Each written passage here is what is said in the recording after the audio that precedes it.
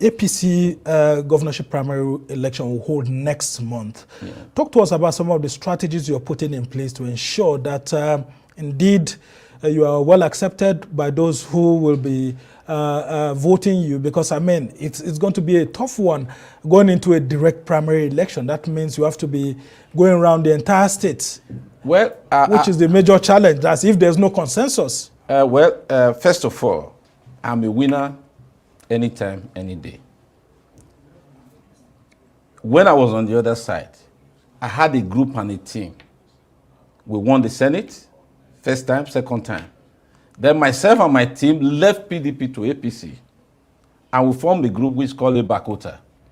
We led a movement, and we gave the senatorial seat to APC. For the first time, my senatorial won the senatorial seat for APC. Yeah. We didn't only do that, I equally won my House of Assembly seat with the array and money of PDP in my state. Now, talking about acceptance, you don't feed a striker that cannot score goals. Today in Edo State, if we want to win, we had collaboration with PDP when we won in the last election.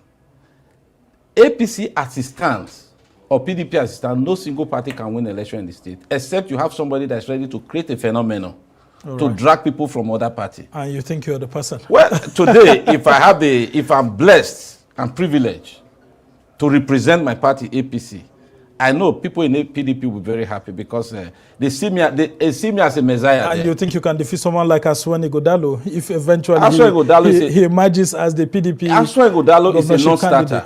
Okay. Because it's a mirror image of Obaseki. And what you have is what you give. If a failure gives birth to a child, that child eventually becomes a failure. All right. Just very quickly in 30 seconds, you promised something about the Ojirami Dam, that you were going to improve on it and make sure that, you know, it's able to provide water for people. I'm very interested in that project. Okay. Very quickly. I'll just quickly run it down.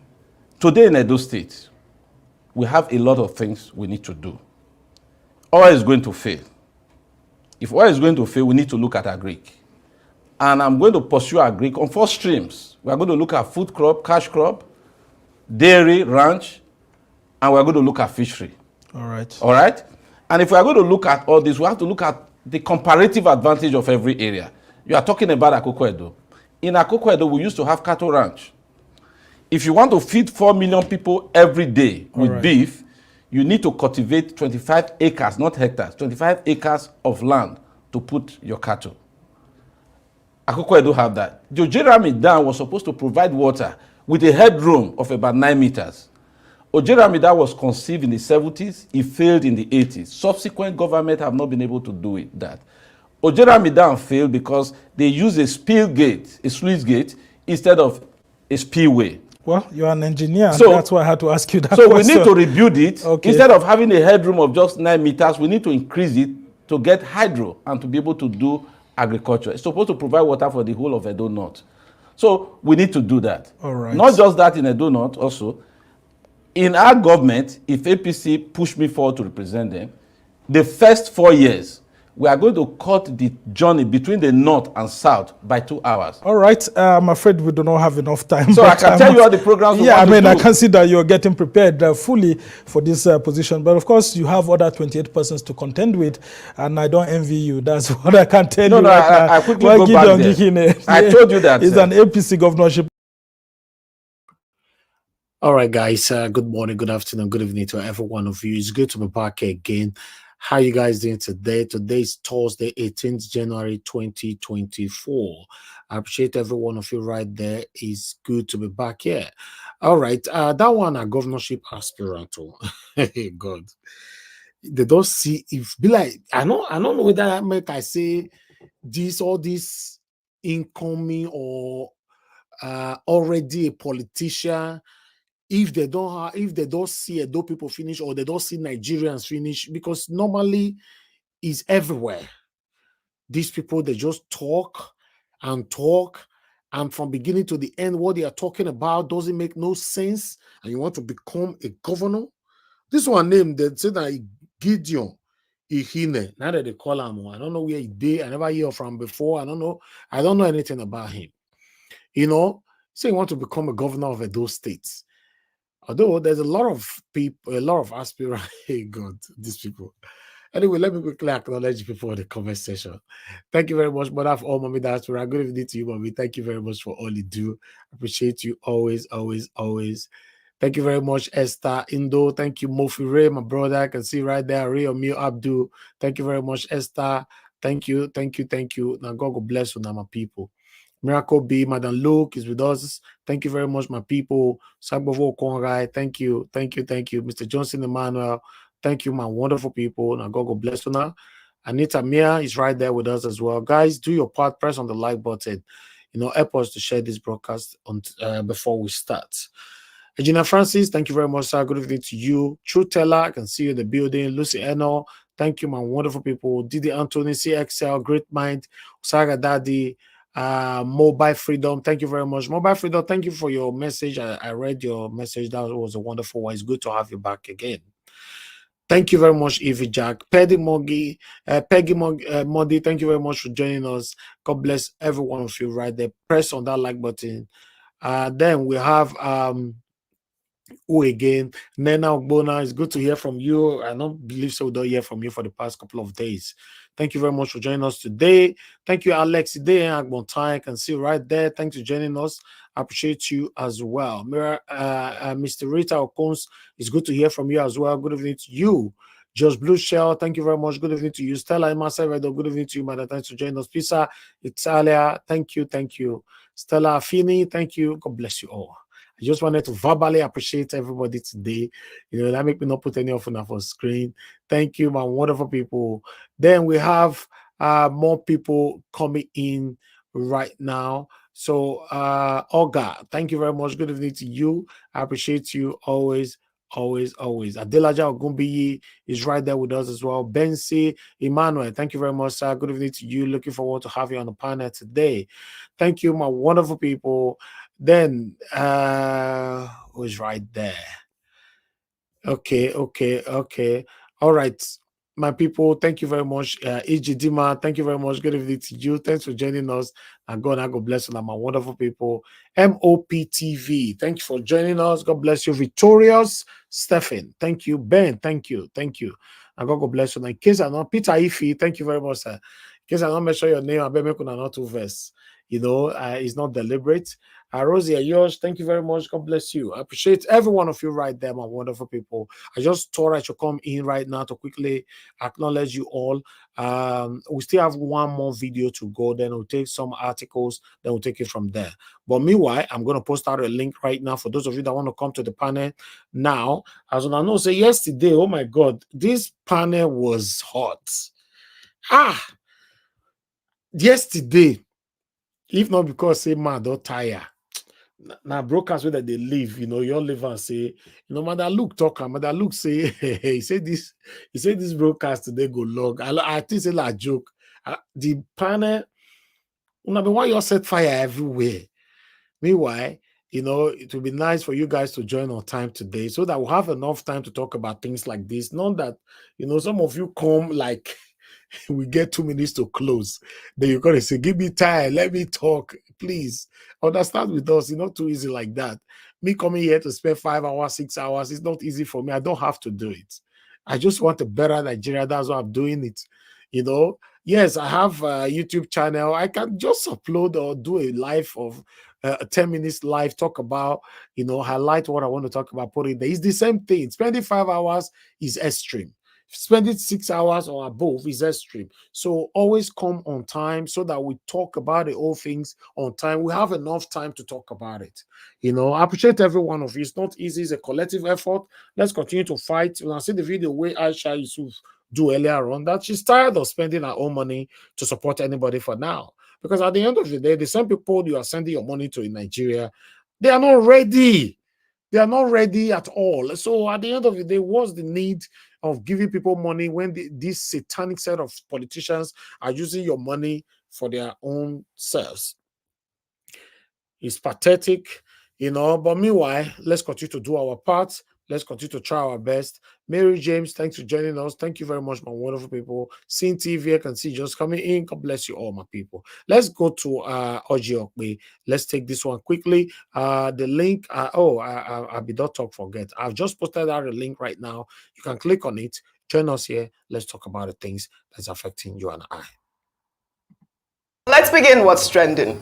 Following the increased spate of kidnappings in Nigeria, the Inspector General of Police, Kayode Egbetokun, on Wednesday inaugurated a special intervention squad in the Federal Capital Territory to address crime. While speaking at the inauguration ceremony, the IGP said that the squad, which is made up of well-trained and highly mobile police officers, totaling 1,000 personnel in each state, and the FCT, will be supplemented by a formidable arsenal of operational assets, including sophisticated arms, drones, and vehicles. Egbetokun added that the squad will work hand in hand with community leaders, residents, and all stakeholders, and believes that the days of bandits terrorizing Nigeria is over. These assets, some of which are on display here this afternoon, are ready for deployment to counteract the security threats.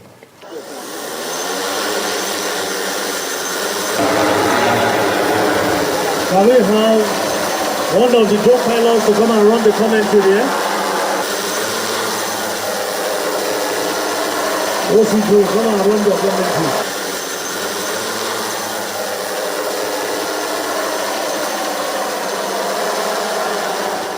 With these men going out now, all the threats that we are hearing about is going to be a thing of the past.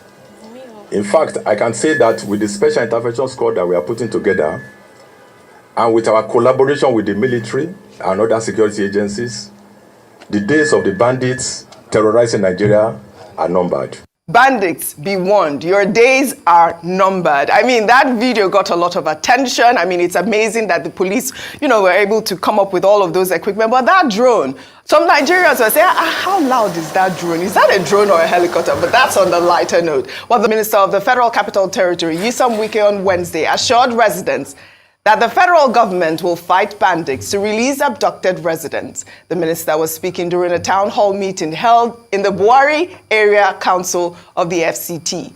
Wike urged all stakeholders to collaborate with security forces to find a lasting solution to the menace. Without information, there's nothing we can do. And that is where you have to play a key role.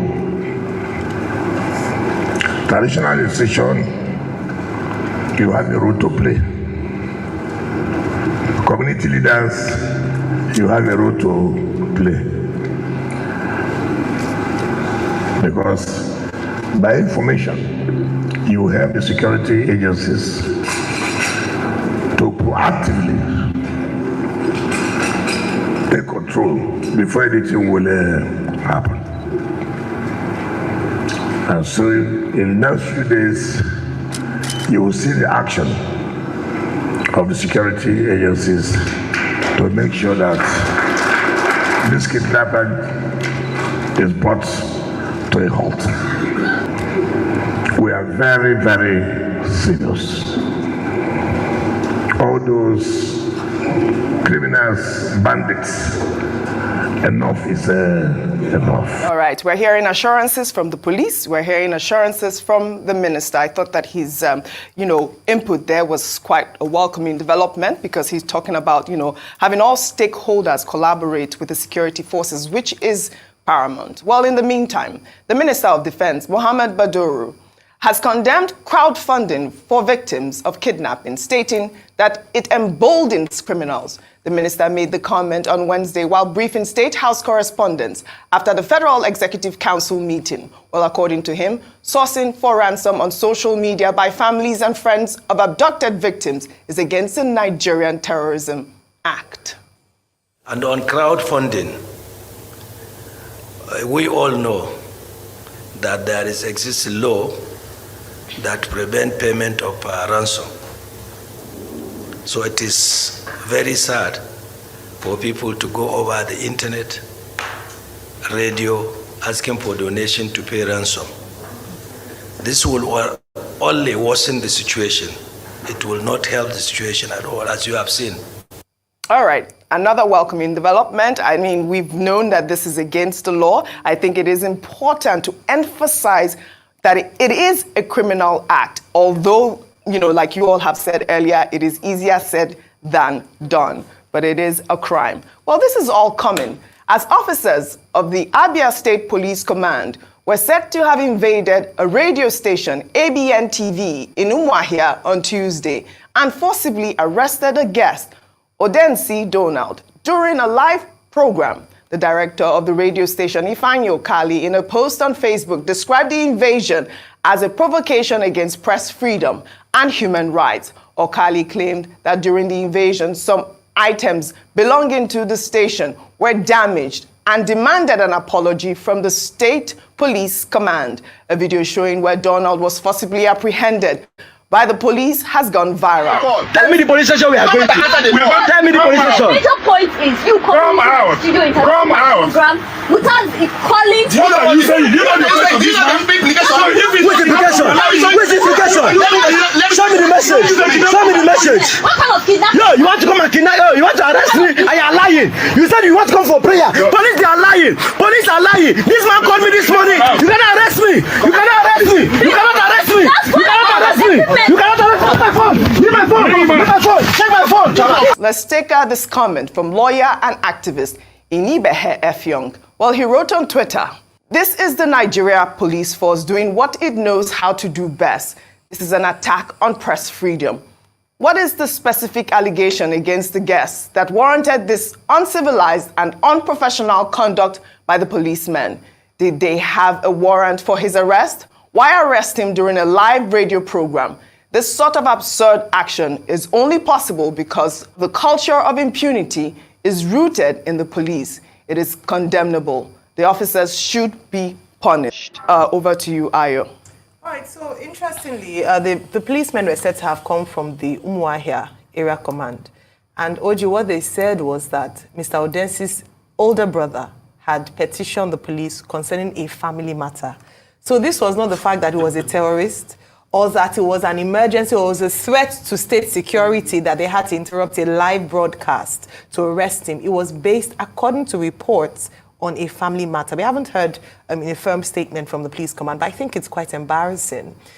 With the level of what we are dealing with at the moment. Yes. Well, congratulations to Mr. The IGP of police on the launch of the SIS. Maybe they should recruit some of these policemen. It looks like we don't have enough work to do to SIS. But, you know, it's an insult on the sanctity of the press because it was, why did they come to a broadcast building during an interview? While he was doing an interview, was it to embarrass him on live TV? Because we've seen that happen, OG. And I believe that the IGP and the police commissioner in the state should look into these matters, especially matters where policemen.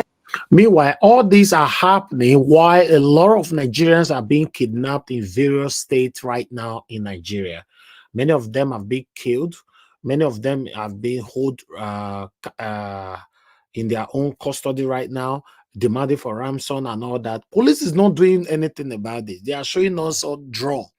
How can a police that want to fight insurgency, you want to fight insecurity, you go carry all the press where they this word coming, they call the show draw, won't buy. I don't get it. I don't get it. And almost abuse the authority.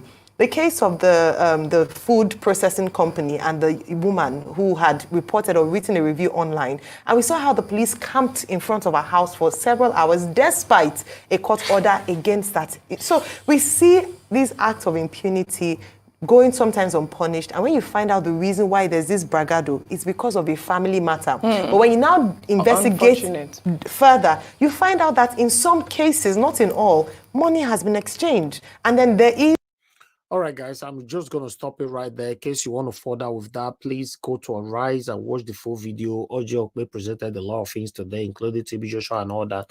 As you all know, that matter will concern TB Joshua. I don't really want to talk about it.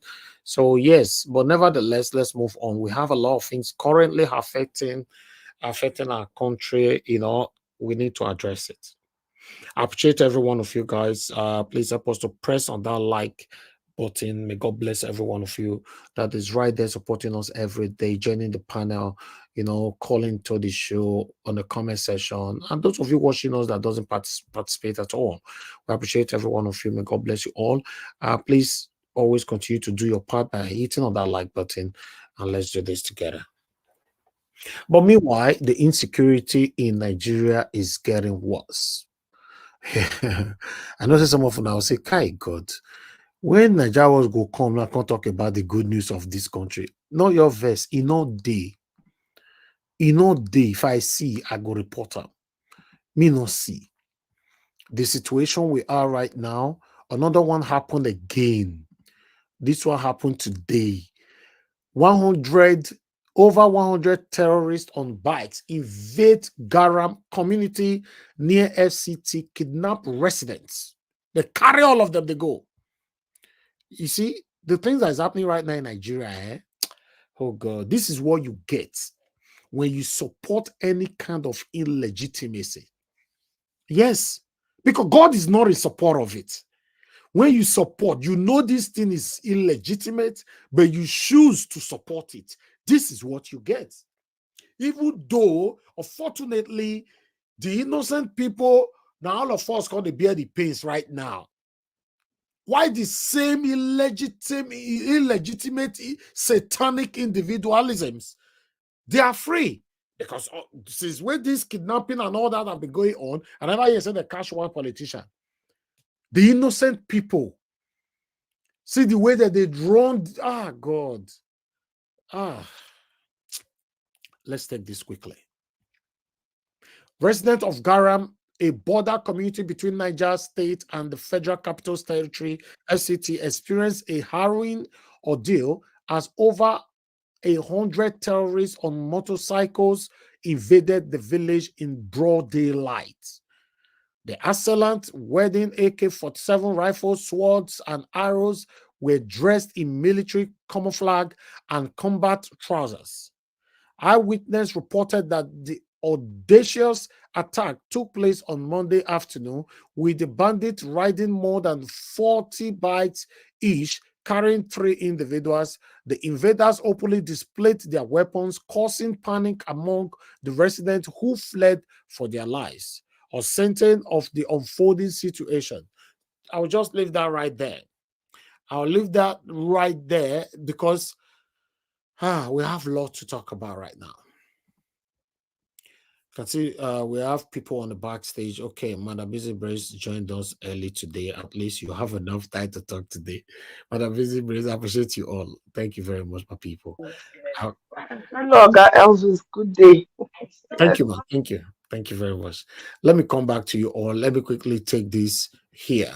Guys, as I'm doing my part right now, please do your part. Help us to press on that like button and let's do this together. And God bless you, all my people. Meanwhile,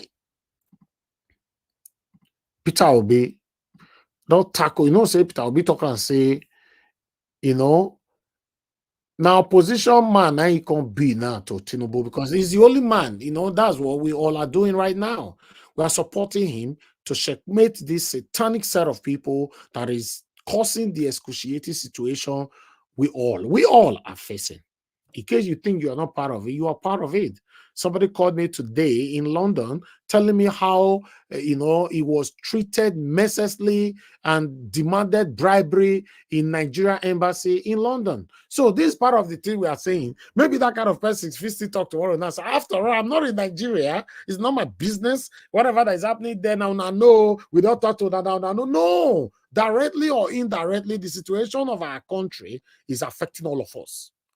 Only person in London now where they pay bribery for just to renew passport for London. What about all those stuff that you are facing right now just because you are a Nigerian? So don't join the people, the group that is saying, no, it not concern me, you not concern. It concern you, oh God, madam. If you are listening to me right now, it concern you. Meanwhile, let's take this. Okay, Olumide, I don't see you. Let me quickly add you in because, for those of you that want to join, we only have 2 spots left. If after that 2 spots, you will be on the backstage. Thank you. Meanwhile, Peter Obi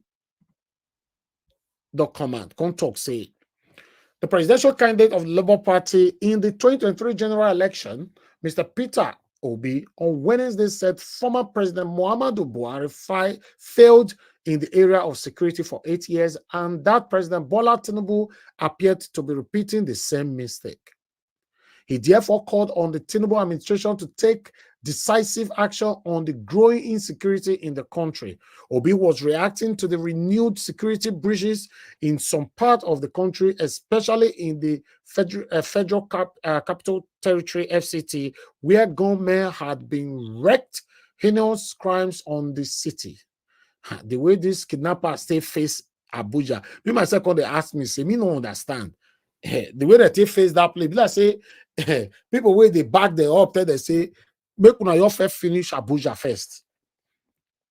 Meanwhile, the former governor of Anambra State, in a statement on Wednesday, described the recent killings of 2 abducted young girls in Abuja as depressing, adding that it was time for the leaders to take all forms of serious measures to tackle the situation. Peter Obi, I want to talk. So, as a terror attack, banditry, kidnappings, and violence continue to range through the country, it is more concerning now with the surge of violence spreading through the Federal Capital Territory, Abuja. The recent killings of the 2 abducted young girls in Abuja makes it more depressing and urgent. It is now the time for us, the leaders, to take all forms of serious measure to tackle the situation. Then Mr. Peter Obi went on. It is unfortunate that the President Muhammadu Buhari in 2015 campaigned and won the election on 3 items: security, economy, corruption.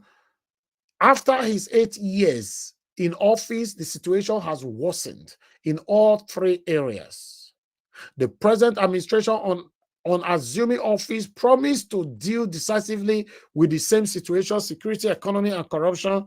Today, however, the situation is getting even worse than ever. Peter Obi now they talk, so then Peter Obi carry the matter, he carry and go.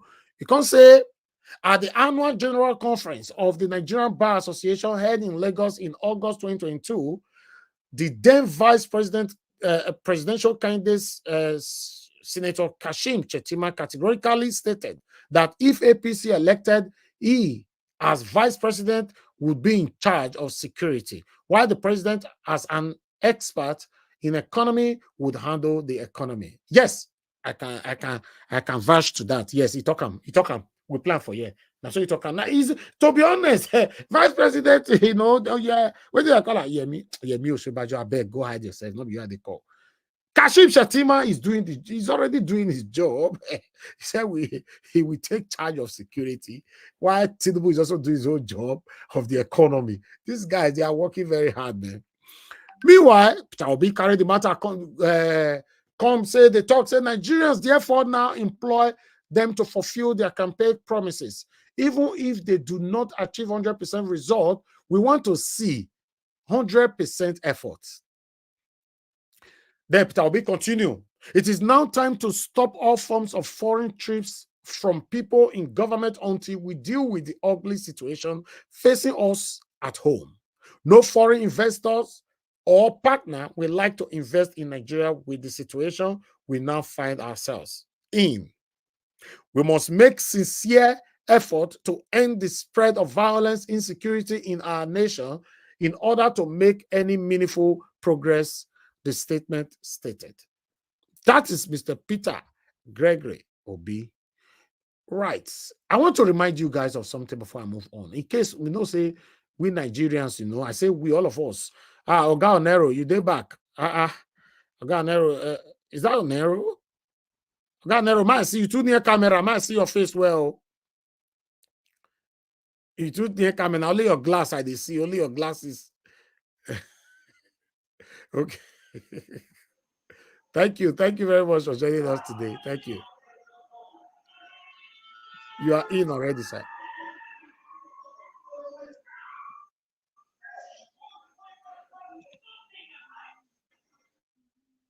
Okay. Let's move on, my people. I appreciate you all. In case you guys they forget something quickly, I would like to take you guys back. Because for me, I dey forget something as well. All of us are human beings. But I want to remind you guys, how many of you now remember, say, Britain, United Kingdom evacuated their citizens from Abuja before the final judgment in Supreme Court of the presidential, what is it called? Challenge. How many of you remember? When we can't discuss and we discuss for here now. Because UK go, you're the, even America self, UK, America, yes. They're going to tell their people, their workers, all of the way they carry, if they even bring their flights, because they evacuate them. Say the insecurity way won't happen anytime from now will be too much. Some of us got to tell, say, no, satanic APC people can't come, arise, and China, they tell us, say, nothing they happen. UK and America cannot determine the future of our country. They cannot tell us what will happen and all that, blah, blah, blah. I don't know whether some of them remember this thing why they talk so. Now, the reason why I bring this issue come be, say, does it mean, say, before all these terrorists and all of them, before they go strike, they get people where they fed they tear, say, how far now? So date will go do something, make una leave or make the thing not affect you now. Because me not understand. My people, is not a joke. If you see what is currently going on right now in Nigeria, most especially in Abuja, FCT, not be small. Now, not say one woman today, I not go fish one for a year. One woman today, they use gun to shoot a bomb. Yes, blood they pour out. Let me see if I can screenshot some parts, because also for talk something for here, we get all these satanic people where they follow us. Some of them will say a lie. If you not show them, they will say a lie. So sometimes it's good make we just, make I see. I want just, I'll cover this blood area, but I want the map of the blood to show for you guys to see when the person cried out, and just take. Okay, let me put it on screen. Today, this one happened. Today, this is the situation of our country. Okay, there you go. Now, see what this screen so, Okay, it's not showing. Why? Okay, there you go. If you look that right-hand side, now me cut on like that, you see person wear jeans for there. You see one map of blood and all that, but I don't want to make it show like that, the hair. You'll see that hair. They use, anyway, more read. Dear resident, the event happened yesterday night around 10 p.m. I made a miraculous escape from kidnappers yesterday with a bullet wound just outside my estate at Logbe and Root Penthouse and El Salem estate around 10 p.m. yesterday. I was blocked by their car on my lane, but courageously reversed and then drove through them while being shot at. Bullet penetrated the door behind the drivers and got me on my left bum. I talk about a bomb. Na bomb for the thing for happen. Let's exercise extra caution and avoid late night movement. Please, these deadly guys are all over the city. May God continue to protect us. Amen. Now, the person by himself where they life from hospital, now for do this thing. So if you check them, if you want to see the full video, everything, go this page there, but me not fish one for my platform. This one happened last night. So in case, no, what about those people that cannot come? Let us assume now, say, oh, because if you check the headlines now, people they talk, say, oh, the two young girls that were kidnapped and killed, or whatever, some terrorists used back to invade whatever village, and this woman now secret come out. Okay, let's go back to the people that doesn't have the opportunity to speak, or they don't have access to social media. It's terrible right now, my people. It's really, really, really terrible. I just thought I should bring that in, Meanwhile, while we are passing all this, Tinubu and the people, they don't carry and come on for, from Abuja, relocate them to Lagos. Just in Tinubu government relocate fan headquarters from Abuja to Lagos. Hey, God. I tell you, I say, the time Tinubu go don't finish with una. He go come up for office based on the constitution. He will still rule for another 50 years. No, say if we talk for you because I not be a pastor. Some of them are not taken serious. So if now a pastor now they talk now say sebo, make una give me una first fruit. Now me go chop am. Now me go do this. Una go believe. But when we are saying things here, some people don't take us serious. This is the situation of our country right now, and we cannot continue like this. Let me read this for you. Let's read this together. Press on the like button, my people. I'll be done with my job soon. Then we'll start hearing from the people. Federal Airport Authority of Nigeria. Okay, above refers. The Honorable Minister of Aviation and Aerospace Development has directed that the headquarters of Federal Airport Authority of Nigeria FAN should be relocated from Abuja to Lagos. Consequent upon the above, you are requested to provide the implication of the relocation to the management. This one, Mrs. Olubumi Kuku, Managing Director, Chief Executive. So, my people, when I say there, that is a letter. They don't move on. Now, very soon now, me believe that Tinubu go move Asoro go Lagos before he go finish in time for office. In case you don't know. Yes, some people feel that talk now say, what are you talking about? What do you know? This small boy. Meanwhile, see what some of our pastors they talk for here this January. We listen to this. Is your first fruit of the year. Month salary is your first fruit of the year. It is for me, not for church. I want to challenge you by the Spirit of God. I fear nobody and I fear no criticisms. If you call me your spiritual father, this month's salary is your first fruit of the year. It is for me, not for church. It's for the it is for this altar. It is for this oracle. Are you hearing me? It is for this vessel, this one God has prepared. It is for my welfare. If you honor me with the first fruit of your first year. Okay, my people, una see am. You know, so when we talk for here, you know, that is it. And people were clapping. That one, Pastor John Anosike. I don't know him, but I name they put joiner for that. Follow the video. You know, they say Pastor John Anosike. Maybe some of them know him. That is the situation we are facing. Some people are being kidnapped while some are paying their first fruits to pastor. But meanwhile, not because of pastor that will come here, although all of them are part of the problem that we all are facing right now in Nigeria. I'd like us to move on. Thank you very much, my people. That is all.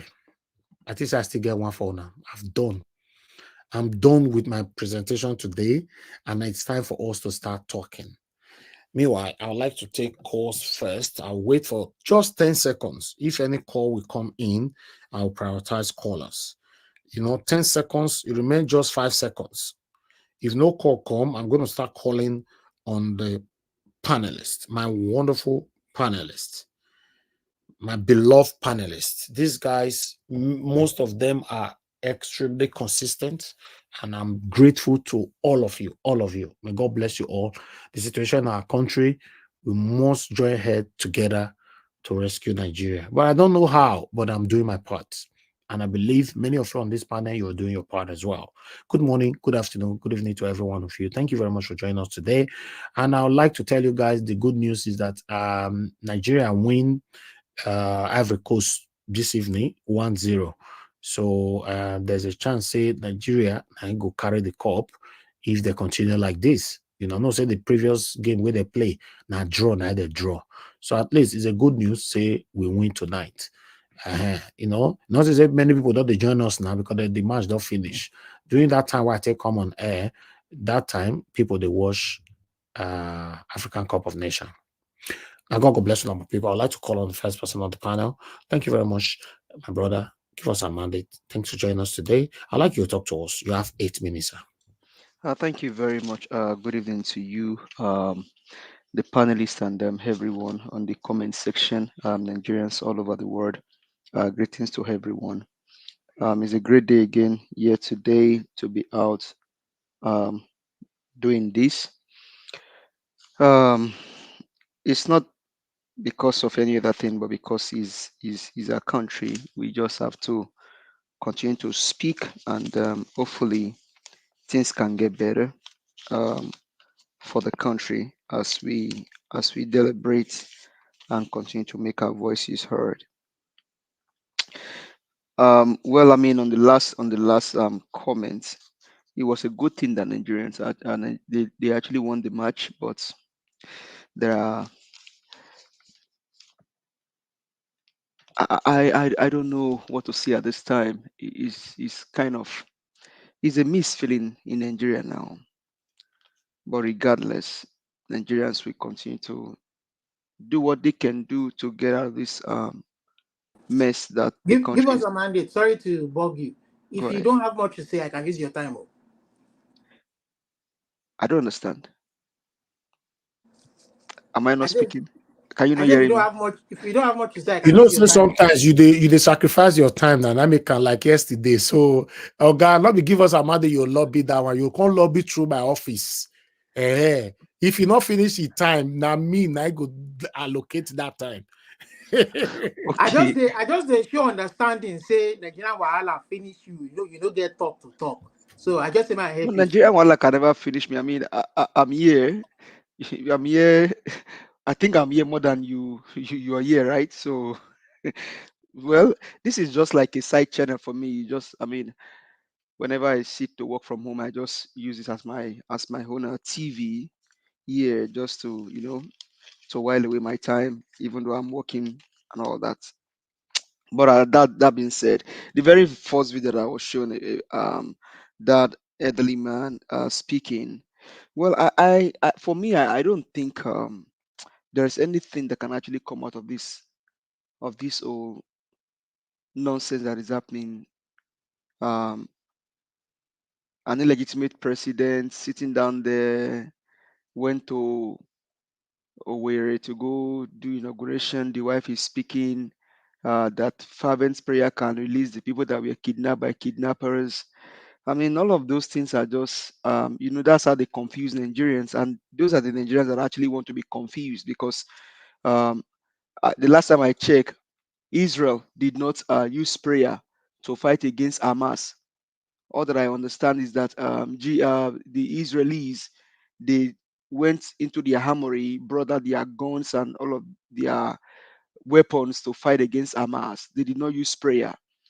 And I think the last time I also maybe checked, and from what I heard, they said the wife of the president in court, the criminal drug baron, the FBI syndicate, is a pastor, right? So I don't know if maybe she sit down in Aso Rock, if it's prayer that they're using to protect her, or she has people that are actually protecting her. So, but to that video earlier, nothing, and it's not to either say either anything. Nigerians know that nothing good can come out of this whole mess. The guy stole it. He went to Chatham and said, snatch it, grab it, and he's still running. Only time will tell us when he will stop running. So, but as much as I know, nothing good can come out of this whole mess. Then the social register, I think we talk now. Is our stream is the mainstream media in Nigeria, are they now talking about stale news, or because the social register we talk about it, I think about 2 or 3 days ago, we still mention it here, and they are just talking about it. I really understand. I don't know. I don't really understand if the mainstream media in Nigeria is actually if they actually talking about current news or they're talking about stale news, because social register they use 3 billion naira to verify it, and people are dying of hunger, and this the mainstream media is just talking about it when it's been deliberated here. I really don't know. You spend 3 billion to verify a social register when health and education for health, the amount they earmark for health is even lower than that. Why where education is a student loan. So what are we talking about? And that means to steal and to loot. And remember, Nigerians, we talk about it here that their first name is to loot, their second name is to loot, their third name is to loot, and they will loot and they will loot and they will loot.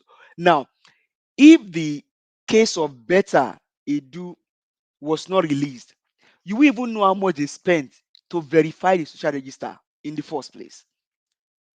It was after they talk about Beta Edu that they now came out and told you that, oh, they use 3 million to verify social register.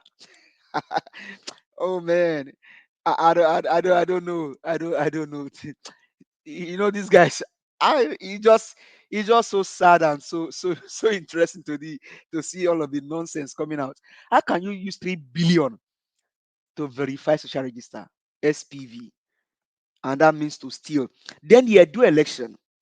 Now that man, they said something that was so salient in that interview, that once the primaries come and they chose a candidate, everybody should agree that they will not go to court. I don't know if you guys listen to that. Now they said after everything is said and done, everybody should agree that whatever candidate they give, based on what they are going to do, nobody will go to court. That means that they already have a candidate in mind. But what do you expect from APC? Egbekegbe? What can you expect from them? Edo State, Edo people are the one that will decide who become their governor. Not APC, not PDP. But Edo people will go to the polling units to cast their votes to choose their governor. And only if the people will arise to take back their state, because these guys are bent on imposing a candidate on the Edo people. But the Edo people should arise and not allow that to happen, because the state have not enjoyed anything good in the hand of these people. Not from Oshomole, not even Obaseki. And they're talking about, oh, they're going to bring a candidate, and after everything said and done, nobody should go to court. They know what they are doing. They know where they are going. The simple question is, who is going to step down for who among these people? Who is going to step down for who? But what can you expect from this party? The party that is known for snatch it, grab it, and run with it. What can they do? Can they even do anything good for the people or for the state? The people of Edo will decide what happened. The man that they were interviewed was talking about a project. The last time I checked, Edo State Airport, the airport in Edo, is nothing to write home about. Was that not that the same airport that somebody was telling us that there was no light in the airport? Hopefully, we can get a candidate that will come out and do the best for the people.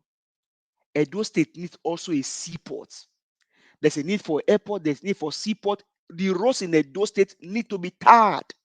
Not the one that Mr. Najawa showed us some days ago, where you can easily use your hand to pull the biscuit that was put on the road.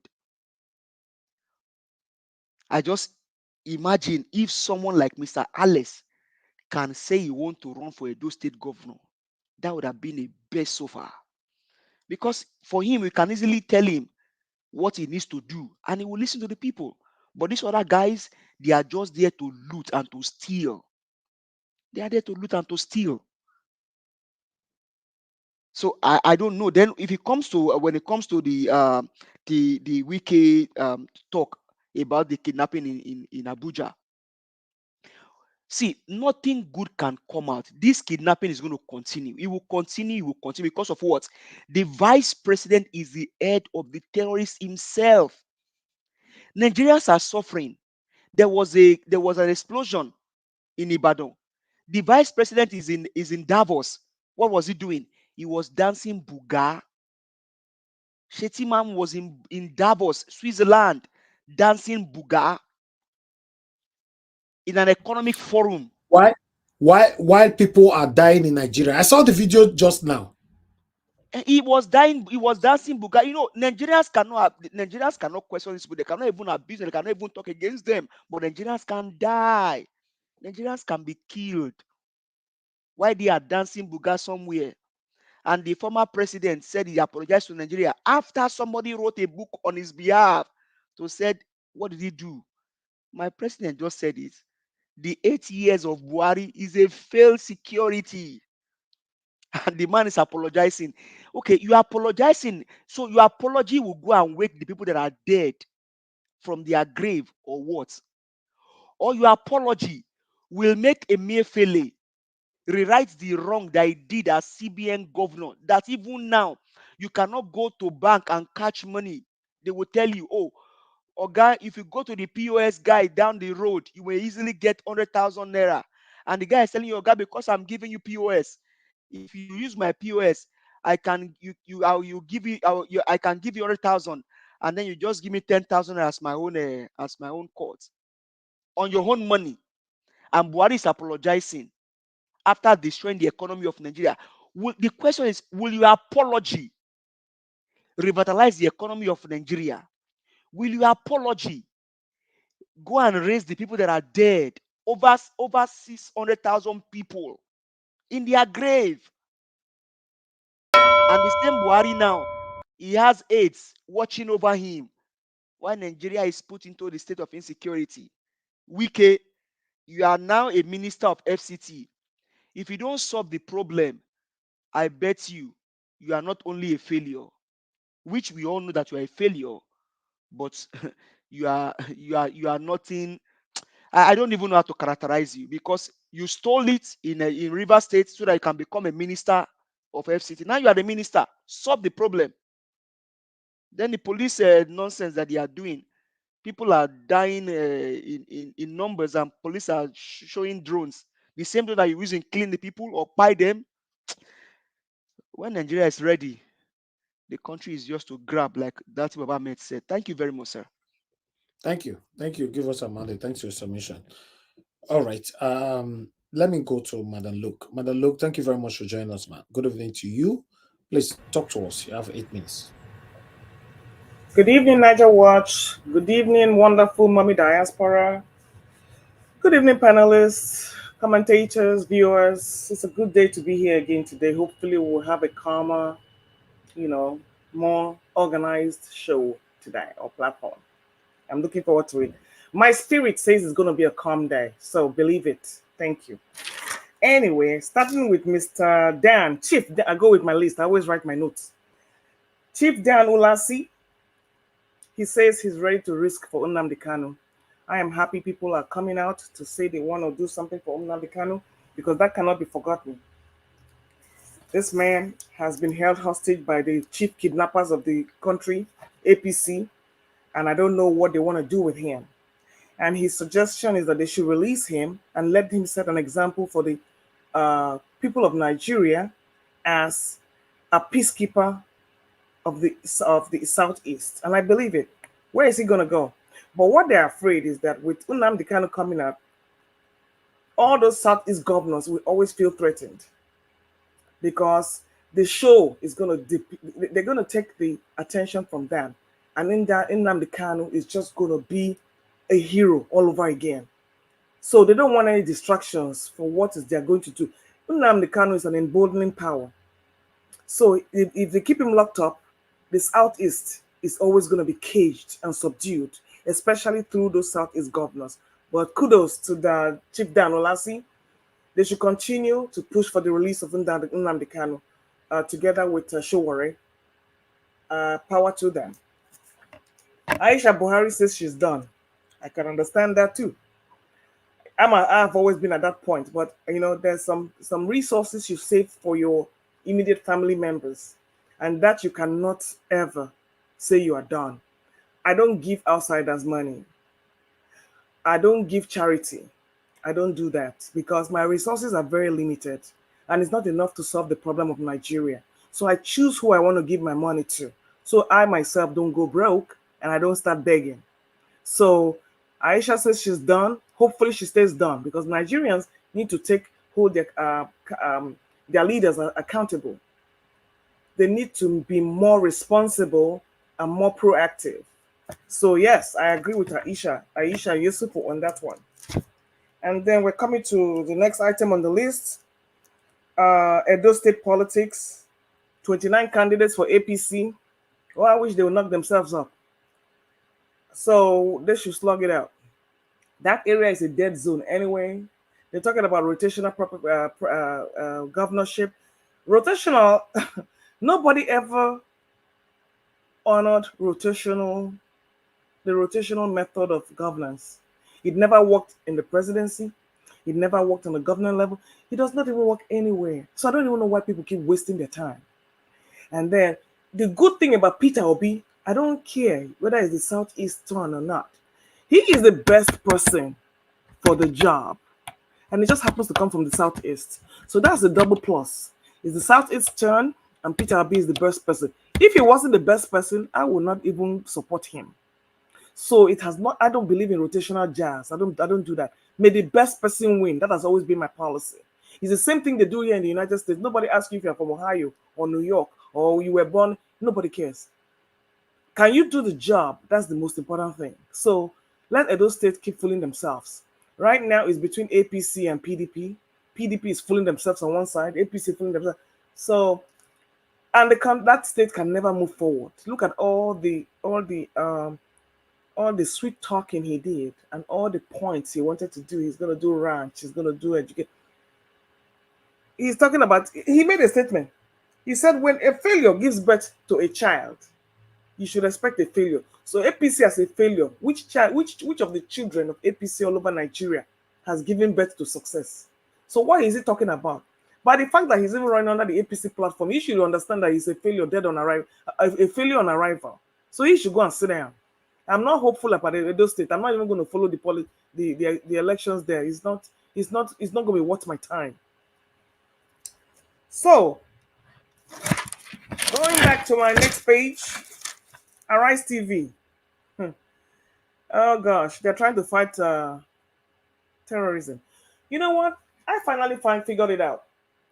When you have a level of poverty like this in Nigeria, this is what you get. And I now have tried to find out why is kidnapping and all these things so rampant. People that have been kidnapped for years, do we know where they are today? Have you asked yourself what happened to those people? And I will tell you why it is important to investigate. And that is why I am so very, very particular that people do investigation before they believe anything out there. Do you realize that most of those people that are kidnapped, their organs are harvested for sale? And that's why you never find them. And even when they ask for ransom, they will take the ransom and you will not see the people. They sell their organs in black markets. So this is what people have been doing, those kidnappers. It's a traffic scam. I mean, it's just a satanic business on another level. So when you don't get your loved ones, even when they give you the body, they wrap it in. Try to find out exactly that if that body is complete. They have removed everything from that body and it's across the border for sale, for transplant by the hands of these butchers. Believe it or not. So can this ever be fixed? Let the police do whatever they want to do. They're busy harassing innocent citizens. A family matter is what these buffoons went to Abia State to knock down a whole TV station. Where like Wole Soyinka, like the police. Is that not what Wole Soyinka did? Ambushed a radio station. Is that not what he did? Just total lawlessness. I don't even know what that is all about. So you see, let them keep working on whatever they want to do. I don't trust them because nobody has been brought to justice. The police is the most, I think, didn't you get the memo? They voted about 2 days ago. The Nigerian police is the worst in the world. They have a new ranking. The Nigerian police is the worst globally And these people are talking about drones. Look how noisy the drones are. Even if you fly those kind of drones, wouldn't the terrorists hide? How are you going to be flying those kind of busy, noisy things all over the place, and you think people will not take cover or shoot it down? It even looks like a mosquito. I don't even know what that is. So, okay, coming to your articles. The kidnappers, they continue. Like I said, this is going to continue because it's an organ trafficking business on a side hustle. They will get your ransom money and they will harvest the organs of your loved ones. If you find them alive, you are very lucky. That is why most people never come back. And people have been even saying now, and yes, it's an anti-terrorist, there should be an anti-terrorist pact. When anybody is kidnapped, do not pay any ransom. Do not pay any ransom because you are emboldening these criminals. If anybody is kidnapped, just dig a grave and wish them goodbye because they are not coming back. And can you imagine that 100 bikers went to some outskirts of a village and collected three people on a bike, and the 3 people sat down and rode away with them. If you catch me, we go die there. I'm not leaving because I know my fate here is better than wherever I'm going. When you had the 9/11 and all those people that were trying to bring down the plane of the Pentagon, what are the people doing there?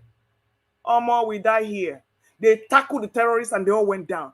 When will we grow balls? One person carried 3 people on a car each to an unknown destination. You know what? Who does this thing? Who does this thing? Peter Obi? Yeah, he's the opposition we know. He's not telling us anything we don't know about Tinubu's government. My problem is how he can get to Aso Rock. And I'm keep praying and I'm keep supporting. Tinubu has moved everything to Lagos. Yes, CBN is moving. FAAN is moving. He's renovating Dodan Barracks so that he can have his residence there, so that Wike can sit down in FCT. If it burns down, that is his business. Tinubu is gradually using the Lagos model on Nigeria, and we all knew that. Lastly, the bomb shooting. 10 p.m. at night. Please don't go out at 10 p.m. at night. Avoid night outing. People are kidnapping people in the daytime, not to talk of nighttime. Nigeria is not a safe place. If by 6 o'clock, 7 o'clock, broad daylight, you cannot do anything you want to do, please call it a day. I know people work late and all that stuff. Safety in numbers. Whatever you want to do, protect yourself. Congratulations to the Eagles. Unfortunately, I don't watch football. I'm not a football person, but more grease to their elbows, and God bless their hustle. At this time, it's not. In fact, they should have boycotted the whole thing just as a protest for Nigeria. But they have to eat, and I understand that. Finally, on your religious tithe and your fruit of the first fruit, when I finished my youth service corps, my father told me to carry my first salary to go and give my grandmother. I didn't even give her. Not to talk of going to give it to a pastor, telling me it's mine. I don't do religion. I'm very happily agnostic because there are a lot of satanic things I've seen in Nigeria. You cannot catch my leg dead in any church, except I'm going to wedding or anything that doesn't concern me personally, because I asked a lot of questions. And in all religions I have practiced, I keep asking questions. The only thing they'll tell me is have faith, or it will be revealed to you at an important time. Sorry, that's not good enough. I don't do brainwashing, and I will never accept lame excuses. My people, thank you very much. Thank you. Thank you very much, Mother Luke. Thanks for your submission. So that means, Mother Luke, you will not give your first fruits to Pastor in January. Never. I said, did you hear what I said? I said I didn't even give my grandmother. My youth service, my first money of my youth service, 200 naira. My father told me to go and give my grandmother in the village. I said, Daddy, she go wait tire, not to talk of a pastor. Thank you so much, man. God bless you. All right. I appreciate every one of you right there. Let's continue on. Let's hear from Oga Consign. Thanks for joining us today, sir. Good evening to you. Please talk to us. Good day, my brother. Good day. Thank you, sir. Yeah, I want to also thank all the whole panelists. This give us a mandate. I think even when I didn't start watching this, anytime I put that program, I used to see his name. He used to holla bad, holla so much. So I like him, you know. I don't know him. I don't know whether CM is there. I used to see also CM. Olumide and others. But what I want to say today, Nigeria is a problem. First of all, I want to ask the Edo people, Edo, whatever you guys are doing, never allow APC to take there. Even if PDP is not working hard, leave them. If you people allow APC to enter there, know that you are going to see Shege, big Shege. Imo State did not allow them to come in, but they used Supreme Court, and today that place is on fire. Ebonyi State, the same thing. Now they want also to go to River State and take over River State. So if the people allow them, is the problem of Edo people. But I'm begging and praying that it will not happen. Those people are desperate. They are evil. They are wicked people. You see, this desperation, it causes many things. I think everybody there knows what is desperation. The way Tinubu come into the government, because he was desperate. When you are desperate, you can sign your death warrant. You can even use your wife or your mother, anything to sign death warrant. You see, that's why this desperation is very, very bad. Today, Imo State is suffering because of what Osodinjo signed with these Fulanis. We don't know what he signed with them. Tinubu signed with the Fulanis. That's why we are suffering with the caliphate or what. That's why we are suffering today. For the terrorism thing, he cannot do anything. People died in Plateau. He couldn't go. He couldn't say anything. He can't go. He will not go because he will not like to offend the Fulanis. He will not. And even the wife, that one is also a terrorist herself. That woman. Because when she was in the house, there was a time this terrorism was so much. And the other man from Kogi State, what's that his name? He was a senator. The man rose up to condemn what is happening in the whole country, in the north at that time. That woman asked him, no, don't talk, stop talking. You know you're APC member. You must not be talking those things. Don't you know why you shouting? Why are you talking about these terrorists? Why are you talking about them? Don't you know you're APC member? What's that man's name again? I forget his name. Smart Adeyemi. Yeah, Smart Adeyemi. He said, Smart, don't talk, you're APC member. How can a woman? Because you want your husband to be president. You want to answer first lady. That's why you cannot condemn what is happening. Instead, somebody is condemning it. You're asking the person to shut up. That is wickedness. That woman there, honestly speaking, it pains me so much. From even time I see her and that's it, it pains me. Because people are being quiet. The time of Buhari, only what she can say is that man should not talk about it. So, and today she's there. And people are, the same thing is happening. That woman, when I see her there, honestly speaking, it pains me so much. It pains me. So for the terrorism issue, I said it before, the governor of this Plateau State said, these people know where these people are. Now they are showing us condemned drone. Is that a drone? That's nonsense. Go and confront the people. How can in a country of a whole Nigeria magnitude that people can come with bikes and nobody is seeing them? They kidnap people. Nobody is seeing them. Is it not ridiculous? People can come through with bikes, how many of them, and they're not seeing them? How can in a country some people are having rifles, AK-47, and others don't have? Now the cow are more important than the Nigerians. And before they say it's Buhari is their people. Now it's Tinubu. What is going on? Well, that's what the people are supposed to. I don't know why the people are. Well, it's unfortunate that people cannot rise up and take over I don't know. It's unfortunate. You talk about the pastor who is sharing who is asking people to. Well, that one I don't know. I tell people, for me, you don't need somebody to tell you about church or what. Read your Bible. When you read your Bible yourself, you understand the Bible. You will understand. And one thing about the Bible is this: When you read the Bible yourself, you'll be spiritually strong. That's one thing about, and nobody will deceive you. No human being on earth can deceive you about the Bible. This tithe or no tithe, if you like, give tithe. If you don't like, don't give. For me, I believe in giving people. If those that need help, I give them help than going to give to pastor money. If I go to church, I want to give offering, I give offering, but not to go and give this. No, that one. If you don't know the Bible, that's when you can do that. Because before God blesses you, you see your spirit, you see your heart, you see everything. That's when God blesses you. God doesn't bless people anyhow. Even today, Nigeria become a country that only government patronage can make you to become a billionaire. It's not your hard work. It's not the this thing you have, what you invent and so. It's only your this thing. That's only why you become a billionaire. For Wike, it's ranting and so on and so forth. That one it doesn't make sense, because he will see what Tinubu saw, and he will keep quiet. He will not do anything. Also, none of them are gonna do anything there. And it's also unfortunate. Yesterday, I could have joined people back, because when this man, I don't know where that man is coming from.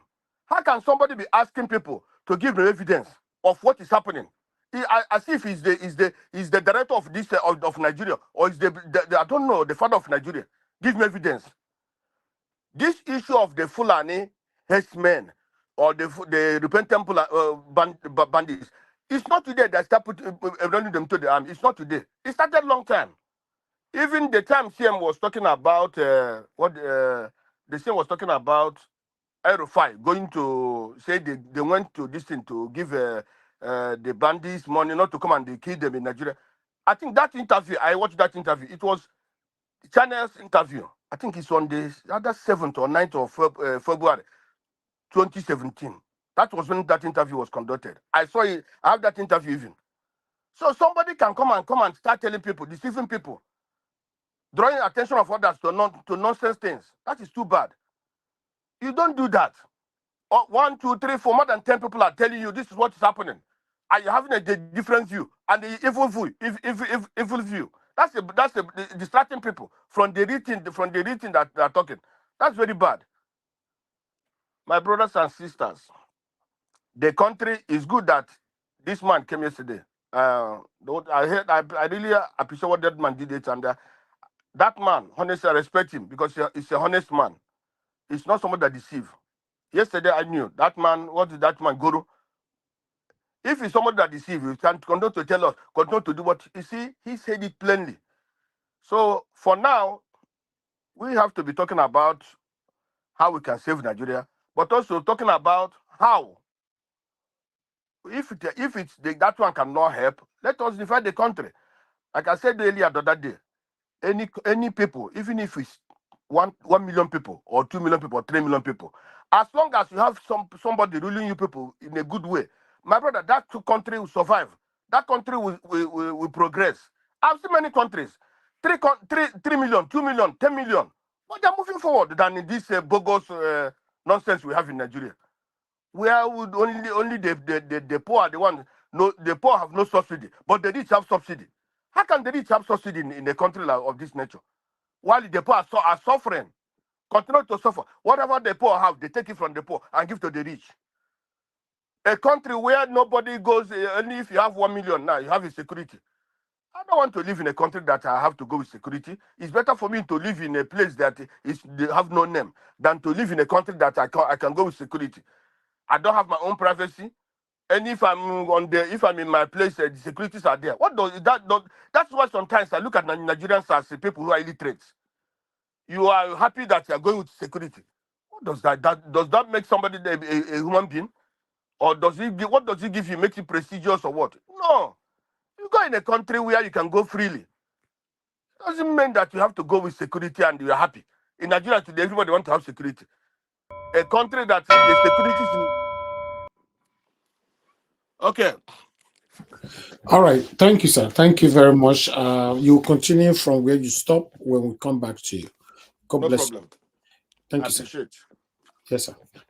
Okay, let's go to Madam Busy Brains. Madam Busy Brains, good evening to you, ma. Thanks for joining us today. Please, I'd like you to talk to us. Okay, good evening. Good evening, everybody on the panel and those in the comment section and those listening and passive viewers. I greet you all. I greet you all. Nigeria is, I don't know. You see, I really want to appreciate a panel, a channel like yours, Uncle Elvis, because in Nigeria seems to be getting more deplorable by the day. Issues that every day you log on, there is vast boast everywhere, new concerns going. You think they can never go low, it goes lower. And we converged. I came to know this channel as a result of the election. And we strengthened each other, we supported each other. It managed my own mental health. And after the election and everything, it seems people have moved on. But no, on this matter we stand. And that is why I want to really rate this channel very high and encourage you and also encourage our listeners to continue to support this channel, because we come here, we look, we make we analyze and discuss what the trends are in Nigeria. We come out here to come and assess what is going on, analyze it, and identify what the trends are, and share information and learn. What happened yesterday was a bit, the argument, why it was quite eye-opening and very interesting and stimulating. It also needed for us to say, man, we need to wake up. We need to wake up. You see, these people have used propaganda. We are where we are today because they've always used propaganda. They will do something in front of us. They will do something in our eyes, and then they will tell us not to believe our eyes. We will hear something with our ears, and then they will tell us not to believe what we heard with our ears. And we, as a nation, we agree with whatever narrative or propaganda that they have given to us. This is the time to sit down, watch the events, what they are saying loudly and what they are not saying loudly, and make up your own, analyze and make up your own conclusion. It could be the right conclusion, it could be the wrong conclusion. However, if your government, if the Nigerian government is being truthful to Nigerians, Nigerians will know. Whatever they put out there, we will analyze and come to the right conclusion. If they are lying to us, they are not giving us clear information, and we are refusing to go with that narrative that they are giving us because it does not make sense. What they do not make sense, it means it does not make sense. There is a problem. If something does not make sense to you, there is a comma, then you should follow that comma till you get an answer. Comma is, or a question mark, is a pause for you to think. What are these people doing? What are they saying? Why are they showing me this? Why are they saying me this? What are they not saying? We do not know the inner circle. We are not there. If people do not whistle blow, we will not hear. And then for somebody to come and say we need proof for everything, then wait. Did you see Jesus? Have you ever met Jesus or Muhammad? Or how all the who have you met? But you've identified a faith that aligns with you, that speaks to you, that meets you, that is an emotional crutch for you and answers you, and you've subjected yourself under that faith, because we are human beings, we are spiritual beings. We align ourselves to where we feel that our destiny will work out better. Excuse me.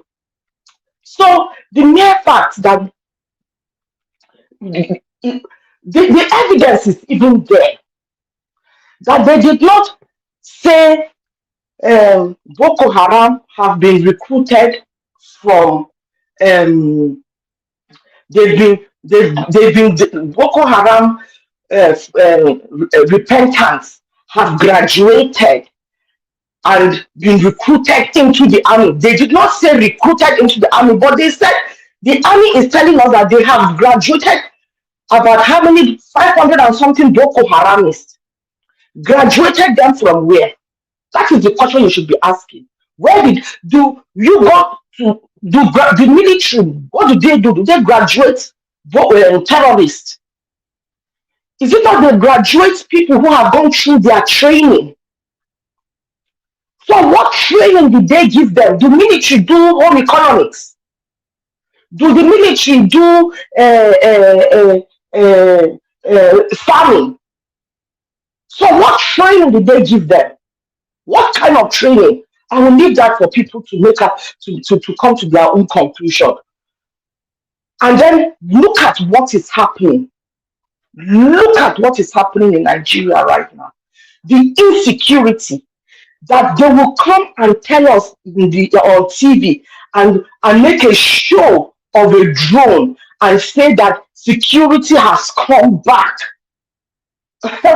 They are sitting on a very long thing. Let me tell you, what I've come to realize is that the government whom you put your trust in creates problems, and then they now come and tell you that they are going to bring solutions to those problems. And when they bring solution, whatever solution that the government brings, believe you me, it is not solution in your own best interest. It is solution for their own best interest. And it is solution that is going to further take away your liberties from you. What makes you think those drones will be used on this terrorist? The drones are put in position for you people in case, in the event where you want to stand up and say, our mumu don't do. They will now use those drones against you. Is it only now that they can think of it when Abuja is being infested with one horrendous security issue or the other? It's been happening for years in Plateau State, in Benue State, in Taraba, in Borno State, and other parts of the country. It's been happening for years. Why did they not bring drones there? Why are there no drones in those areas? They have police people manned in those areas. Those drones will work very well, which will help them. It will go a long way in helping them. How come they are not taking those drones to all these kind of places where our borders and our there is security risk to the land and the people? They are coming to Abuja, the capital of a nation, where the security apparatus is verbose. I mean, if there is a squeeze, the security apparatus is on standby. It is what they are coming to tell us, that they will come and steal a whole family and they will go. They will come and buy people and they will go scot-free. I've not heard that they have apprehended one person. Nigeria, wake up. Nigerians, wake up. Wake up and don't be taken to hell in a handbasket. Because this is what these people are doing. They are not there for you. They are there to advance their causes. Shetima has gone to Davos. What is Davos? What is the World Economic Forum? Please, don't just come here and be listening to people. Please go and do your research on what that World Economic Forum is. Go there and do your research and listen to what happens in Davos. And guess what? Shetima has gone to Davos and so-called with the entourage. Do you know the real meeting in the Davos? He does not even have access to enter. So, what is he doing in the Davos? When the inner caucus, he's not part of the inner caucus, where they are going to decide and decipher our faith. They are trying to tell us that there is a new order. And then we are sitting down there, and in fact, anybody, if Elumelu is looking like, monitor that man. He's a poster child for the World Economic Forum. What are they trying to do to your country? Wake up. Please go and do your research. I am begging everybody. We need to do our own research. And you might not get the clear answer, but your spirit of discernment will be able to lead you to the right conclusion. And then you ask for the right thing to do and start making right decisions for your immediate family first. And then spill into the wider community where you live in. And eventually, we are going to walk a way out of this mess that we have found ourselves. We cannot afford to give up. Giving up means we are fine. You think it will end there? Just because it is not your family that was kidnapped, you don't know the person that was kidnapped, does not mean that as you are sitting through it tomorrow, it will be your day. Don't sit in your comfort zone and say it does not affect me. Be thinking. Thank you, Oga Elvis. Thank you. Thank you. Madam Busy President, God bless you. Thank you for your submission. In fact, I added a few minutes to it, hoping that, okay, because I never wanted to stop you. That submission was a strong one. Thank you. God bless you. Let me take some calls, guys, quickly, because I already have somebody on the phone. Thank you, Mr. F.A. Thanks for your time and thanks for calling in. Good evening to you, sir. Please talk to us. Can you hear me? Yes, sir. Go ahead. Thank you very much. Good evening. I greet everybody this panel today. Yeah, Nigeria Watch. I just called because of Madam Luke. I disagree with Madam Luke because Nigeria Watch platform is just like when people want to watch football because people are listening. Nigeria Watch have many followers. Please, Madam, please. I disagree with for aspect of when you say that when they kidnap them, they should just forget about them. Madam, please, I don't say that. What I'm expecting you to say is that Nigeria military have to wipe all those criminals out of Nigeria. In those days, even till now, Liberia people always say, they are saying it, I have Liberia friends. They say in those days when they have problems in their country, Nigeria military soldiers help them. So why they can't help us now to fight this criminal? They are killing innocent people. They are buying innocent people. Why they can't help their country now to wipe all those stupid barbarians out of Nigeria? So, Madam, please, I disagree because I've been listening to you when you are. I know not only me. So, but what did she say? Sorry, what did she say? He said that anytime they kidnap them, they should not forget about them. Deep grade. No, I disagree because our people used to make parable that if death never kill person near you, never catch person near you, you not go know say they buy. You understand me, so sir? Okay. So I disagree that one. You understand me, Madam? Please, I beg you in the name of God. This problem is our military. It's not the innocent people they are kidnapping. All right. Those innocent people, they are just a normal citizen. Thank you. Understand? Because of our leaders, they fail us. That is why all those they mess up in Nigeria. Please, man. Thank you. I beg you in the name of Christ. Thank you. Thank you, sir. Thank you, Mr. F.A. Thank you. God bless you. Well done, sir. All right. I would like us to move on.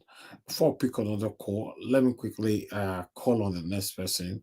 Mr. Lumide, it is your turn, or if you are available, please talk to us. And good evening to you. Hello, Elvis. Yes, good day to you, and good day to the panelists too. Nice to be on your platform again. I want to zero in on two things today. Right now, I want to zero in. For me, you said the good news was that, and you mentioned good news of the Super Eagles beating Ivory Coast 1-0. For me, I would say personally, for me, the good news is the fact that when I went on to Sahara Reporters to read their news today, I love the particular headline that I don't know if you've seen it. That's in Bokos Village. in Bokos local government that the bandits went to, or terrorists, they went to attack a village, Butura village, in Bokos local government in Plateau State, and they repelled, the people organized themselves and they repelled the bandits. They repelled the terrorists, and they even killed two of them. So for me, that is a very, very good news. I mean, that is they've taken the cue from the fact that, I mean, they've taken the advice of people, well-meaning people, that they should defend themselves. And you know, the funny thing that happened was the reaction of the police when they went to question the police, the press. They said they were the ones who repelled them. You know the way the police behave. They were the ones to repel them, and they will give more information when it becomes available. And the police don't have anything to show that they were the ones who repelled them. No evidence. You see the way the people, the government is. Well, if Tinubu means well, I mean, to really, if he means well as the president of the country, this is the best time for him to be thinking about rewriting the constitution, sitting down with the indigenous people. I mean, they've suffered enough. People have suffered enough. You know, the killings have gone on far too long. You know, we can't have people who come from outside the country without proper documentation, and they're wanting to lord themselves over the rest of us, claiming that the land has been given to them by their forefathers. I mean, this is just in the 21st century, when colonialism is not even a fashion anymore, and there's some people are still wanting to conquer other people. That is barbarism at its height. And I'm particularly happy that the Butura village people were able to stand up for themselves and repel. And again, the other explosion that happened in Ibadan. This is my own theory. I don't know. I other people can disapprove of what I say or not agree with me. This is my own theory. See, these people think ahead of us. First, the government said, "Oh, it was a gas explosion." When they saw the magnitude of the explosion, now they're saying, "Oh, it's a dynamite explosion." Have they called in bomb experts from the police force to investigate? The area where the explosion happened were not even cordoned off, and everybody is going there to you know, and that site, I'm sure, will be full of so many evidence. The residue of all the explosion will show through analysis what really happened. But unfortunately, it wasn't cordoned off from what I saw. They were even sending tractors in there to clear the whole place. This is nothing but the act of incompetence by people in government. And instead of the police giving us a press conference as to the day by day, hour by hour, minute by minute, hour by hour of investigation and unfoldings, it is the governor that is coming out to tell us that they got reports that it was dynamite. I mean, you can tell that they were just making up stories. This is how much they care for the people in a very, very, very negative way. I mean, I'm so sad that we have gotten to this stage of our lives that the people is never put first. And like I said, this is my own theory. That this now they agree that they were postulating that there were people from Mali who came to mining sites when there's no mining activity anywhere around Ibadan. People from Mali, and we know what particular ethnic group that group is from when they say people from Mali. So this is my own theory. My own theory is that this is a retaliation, probably for the fact that the Igboho was released. Because this particular ethnic group was bent on making sure that Igboho was captured and brought back to Nigeria, killed or possibly put behind bars, the way they did in Amdekanu. This is retaliation for Igboho leaving Benin and going back to Germany. Because Ibadan wasn't targeted for no reason.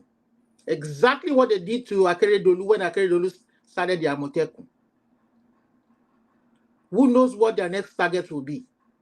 I'm sorry for President Tinubu or their president over there who thinks that he has well-meaning people all around him, especially people from that part of the country where they need to be taught a lesson that you cannot come from outside this country. You are the president and commander-in-chief of the armed forces. And you allow a particular ethnic group to rub shod over you. This is nothing but crazy.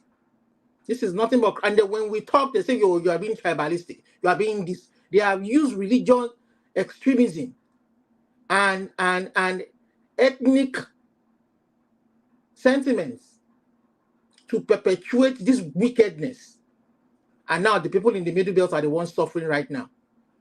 Plateau, Benue, everyday killings. Now in the Federal Capital Territory, they are kidnapping every day. There's even no security in the Capital Territory of Nigeria. They can't secure the Capital Territory of Nigeria. This is just nothing but a joke. It's a big joke. They think they have a country. My own advice to you, President Tinubu, is that you call, if you're really serious about solving all this problem, call a conference of all the ethnic nationalities today and rewrite the constitution. You don't have a constitution on your hands. You understand? And it will be terrible for you to do these 4 years without doing that, or rig the next 4 years, do 8 years, and then hand over back to some foreign people who think they are the Lord and Master of this country. The people should rise up. They should never allow this. They should never allow this. Because this is just crazy. There's no future for unborn children. They are dying in the midst of plenty. Imagine the resources that surrounds that country. Imagine untapped resources. There's gold, there's diamond, there's tin. There's enough to go around, but a few people are sharing the money, sharing the loot.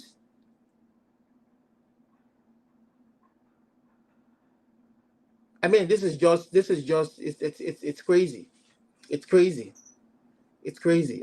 This is just I don't know. I people of the Southwest, I laugh and I'm amazed at the ease at which this explosion happened and life goes on as normal.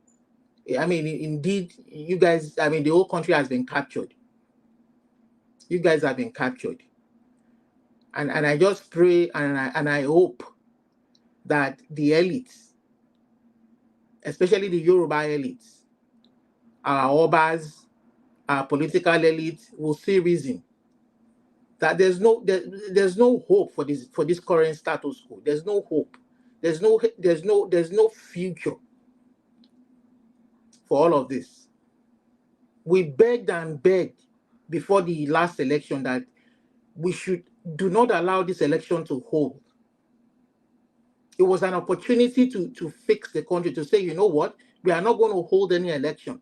We need to sit down on a round table and talk about the way that we should live and relate with one another. There's nothing wrong with that. Sitting down like brothers, laugh over the table. Look, this is how we should relate with one another. This is how we should be treated, so that it will be fair.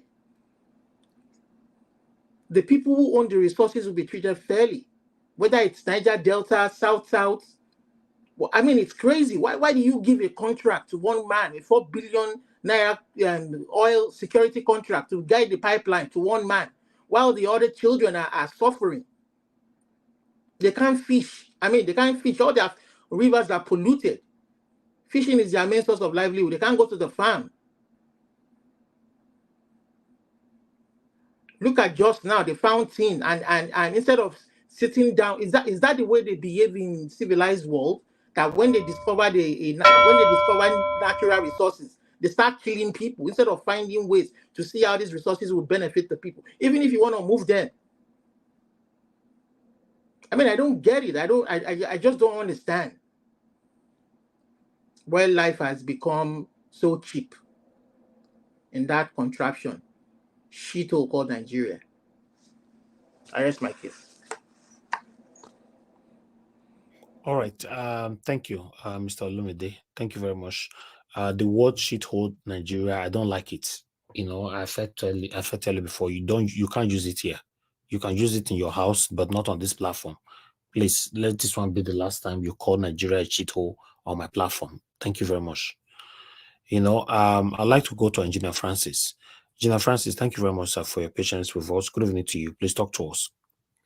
Thank you very much for this opportunity. As a matter of fact, I have an appeal to make to Senator Abdulaziz Musa Yaradua. And this appeal I'm making to you in particular for one reason. I didn't get the opportunity or the privilege to meet him. I'm talking about your brother, the former president. But hearing from those who have met him, he's a man of integrity. And I believe that the fruits of a tree don't fall far from the tree. So which means you yourself should be something similar to him with regard to integrity. Sir, there's one portrait of you with your two sons and your daughter that I saw. And I looked at that beautiful smile on your daughter's face, and you can see a daughter that is very proud. And it's like, hey, I'm under my father's protection. You can't touch me. You can sense, even feel how comfortable she feels. Sir, and I'm also happy that you served in the Nigerian army.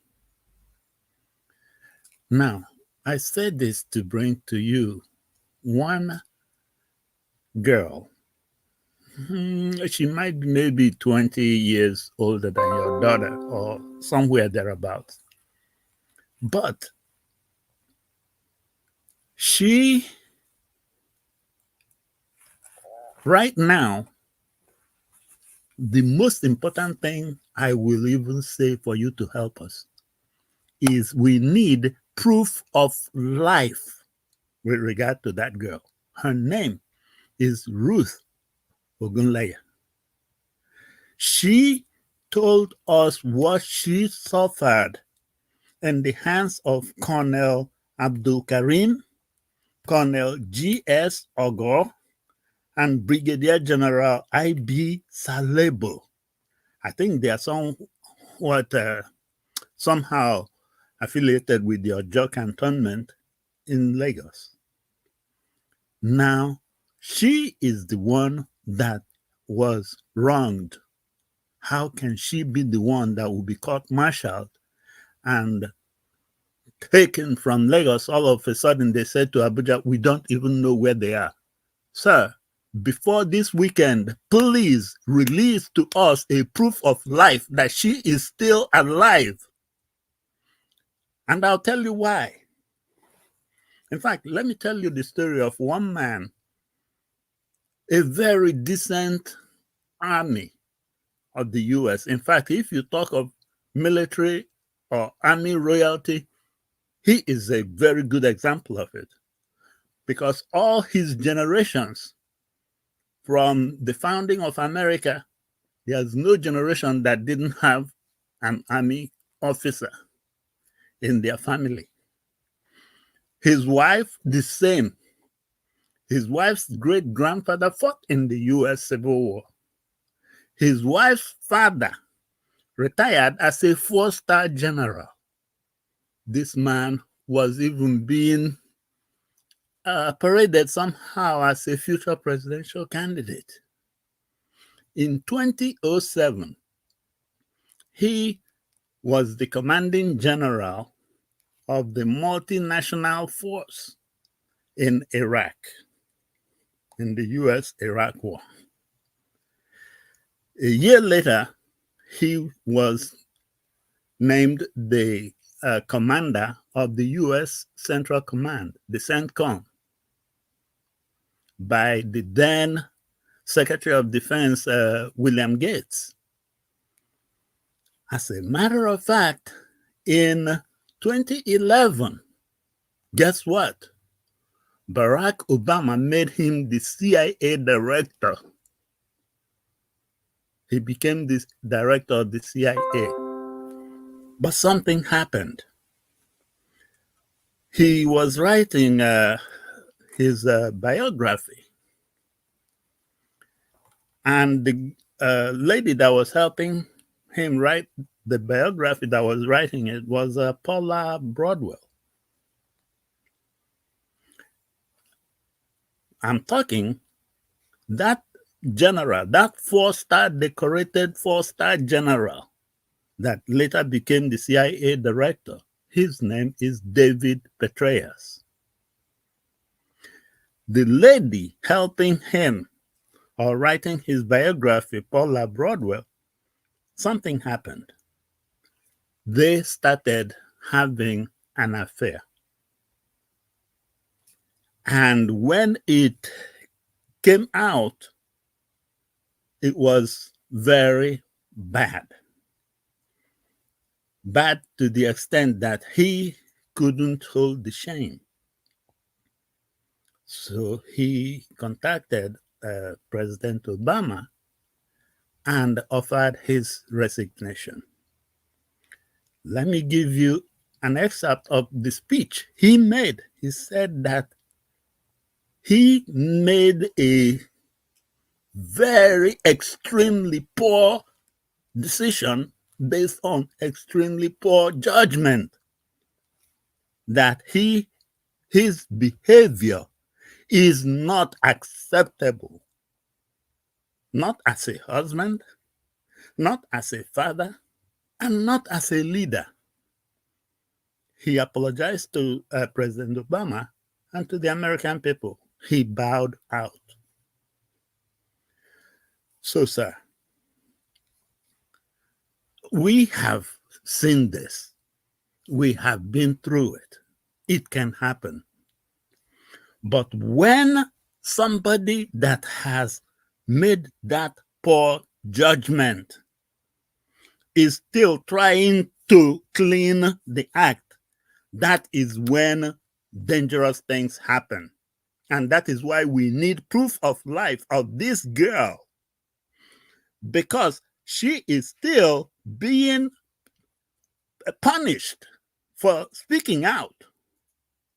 Why are they court-martialing her instead of the colonels, Abdul Karim, the colonel, Ogo, and the Brigadier General Salobo?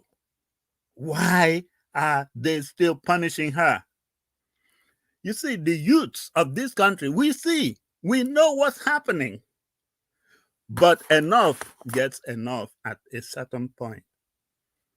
And I am appealing to you, Senator Abdulaziz Musa Yaradua, based on the fact that you and President Yaradua come from the same womb. I know that that integrity there will be some in you.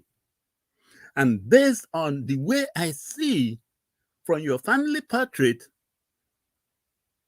how good you are as a father, take that girl as your daughter too.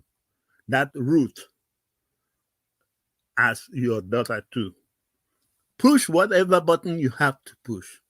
Press whatever button you have to press. But please, by this weekend, show us proof of life, because I'm beginning to doubt if she's even still alive.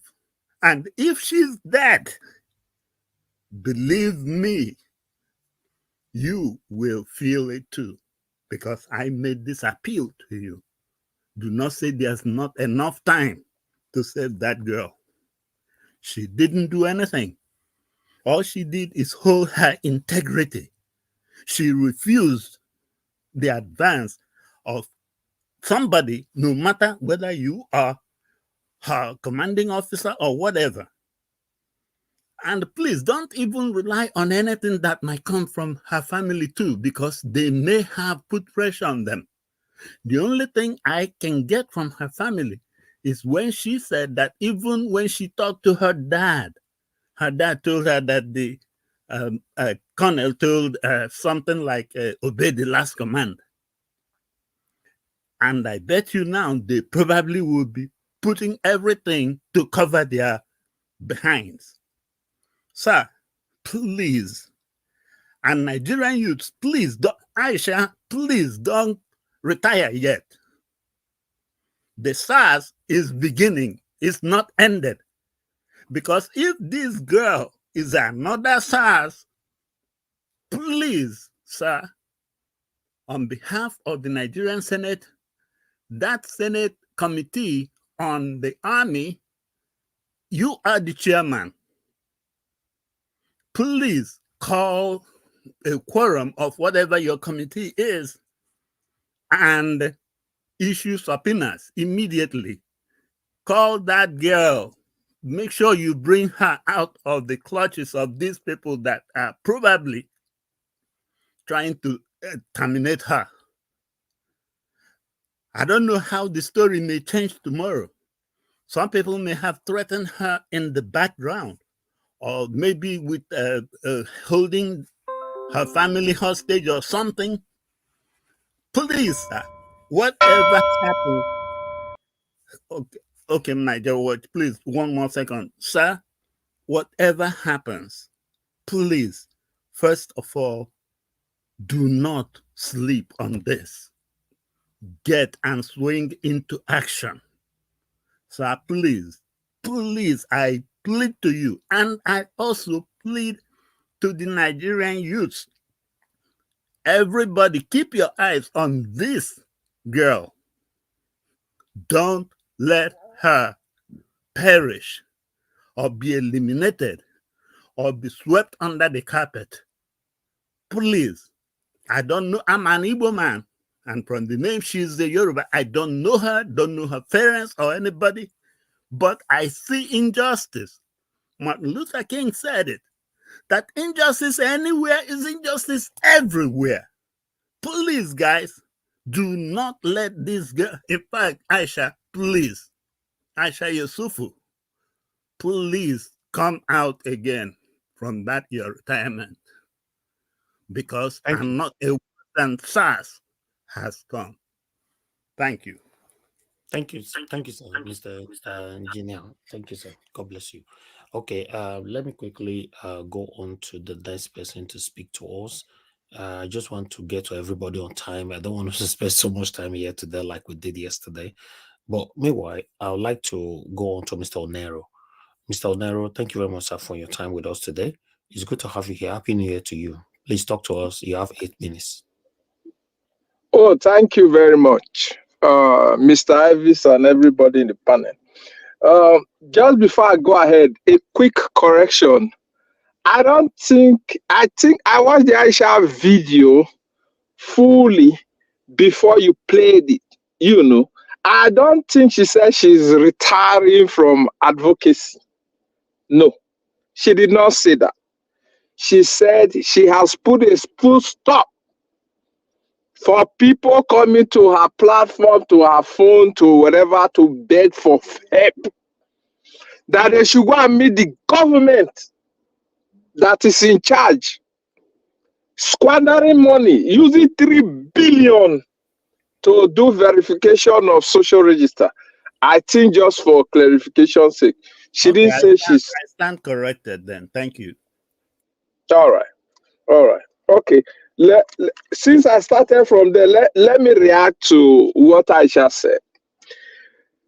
Before the elections, even during Buhari's time, I kind of limited the kind of people I give my support to.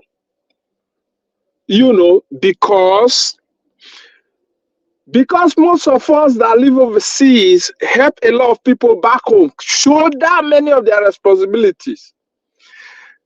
They don't care. And when it comes time for elections, they will turn around and vote for the same people that put them in the same poverty. So during these last elections, it was quite obvious that after 8 years of Buhari's punishment of the people through APC as a party, evil APC as a party, I used to call them wicked before now. Now they are evil because they buy people during election. They beat people during election. Now they have gone into highly sophisticated kind of rigging. They start writing results in Imo State, in Kogi State, before election will take place. Some people will say go ahead and cast their vote. Even though they rig, but people still voted for them.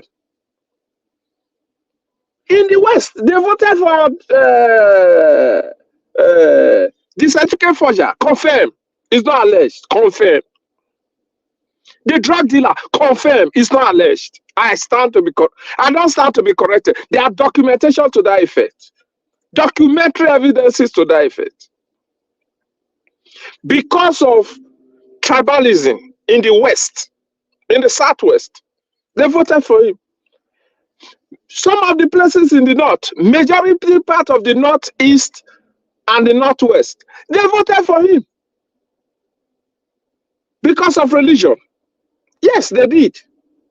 So, after the elections, and the policies that this evil APC government has put in place, I took a decision. My first priority must be my immediate family, not even really extended family. Extended family, it must be very, very, very, very serious issue that will spend my finances on it. Aside my immediate family, if you come to me, or come on my phone, or my WhatsApp, or my Facebook, or anywhere, even if we are close before now, the first question I will ask you, did you vote APC? APC? If you voted APC, I block you. Straight up.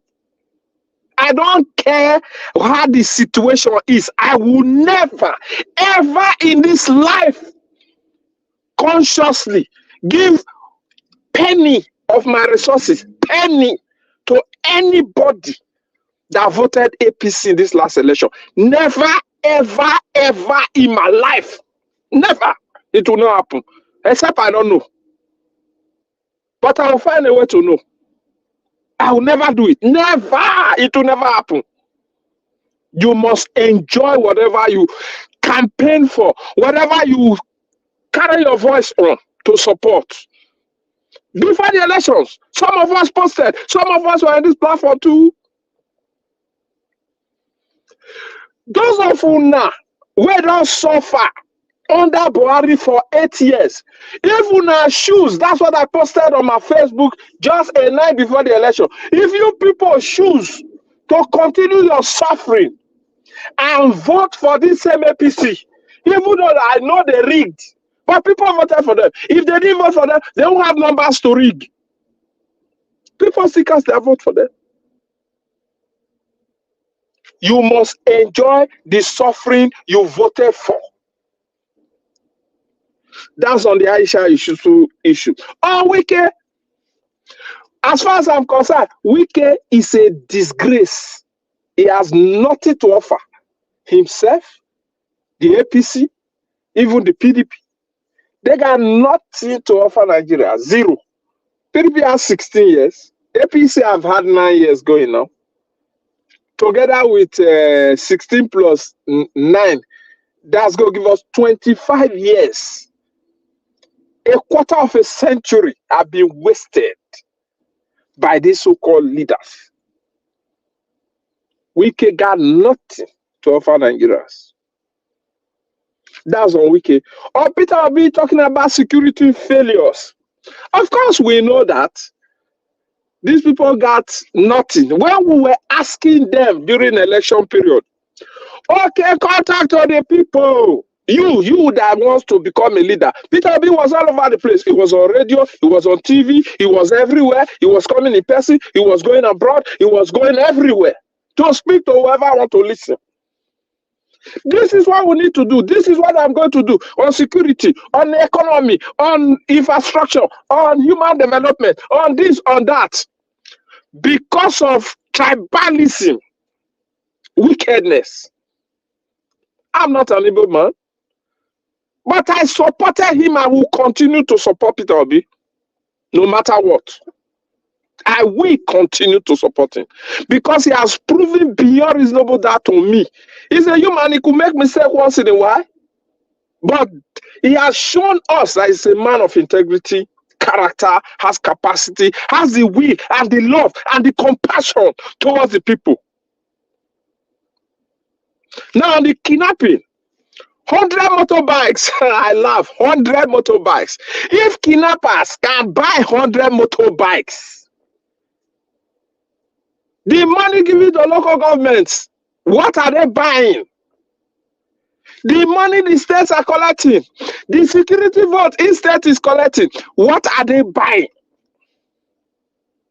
The money the federal government is looting, from humanitarian to interior ministry to all of them that are stealing money back and forth.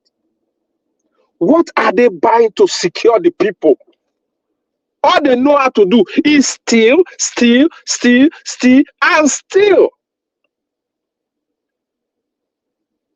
Kenneth Okonkwo said, what this present government has brought is consumption and corruption. Since they came into power, they consume our resources and they steal. It's not as if they are generating revenue to steal from. They borrow the money and steal and continue to steal.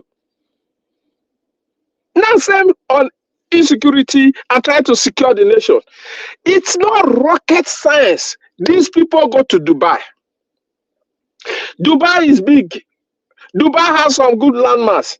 America is very, very, very big in terms of landmass. But you can never wake up one day. They are not know where they born you. Who born you? How many guns, how many Yopogo you get? Or how many rocket launchers or whatever thing you get. Say you will just burst into a place. America has its own insecurity issues relating to mass shooting. That's understandable. Even at that, the security agencies will still come in, no matter what you are carrying. They will still come and confront you. They will still come and confront you. How in the world will some big group of people come in motorbikes? It's so shameful. They didn't come with helicopter. They didn't come with speed cars or speed boats or SUVs that would drive so fast. They come with motorbikes to go into a community and kidnap people.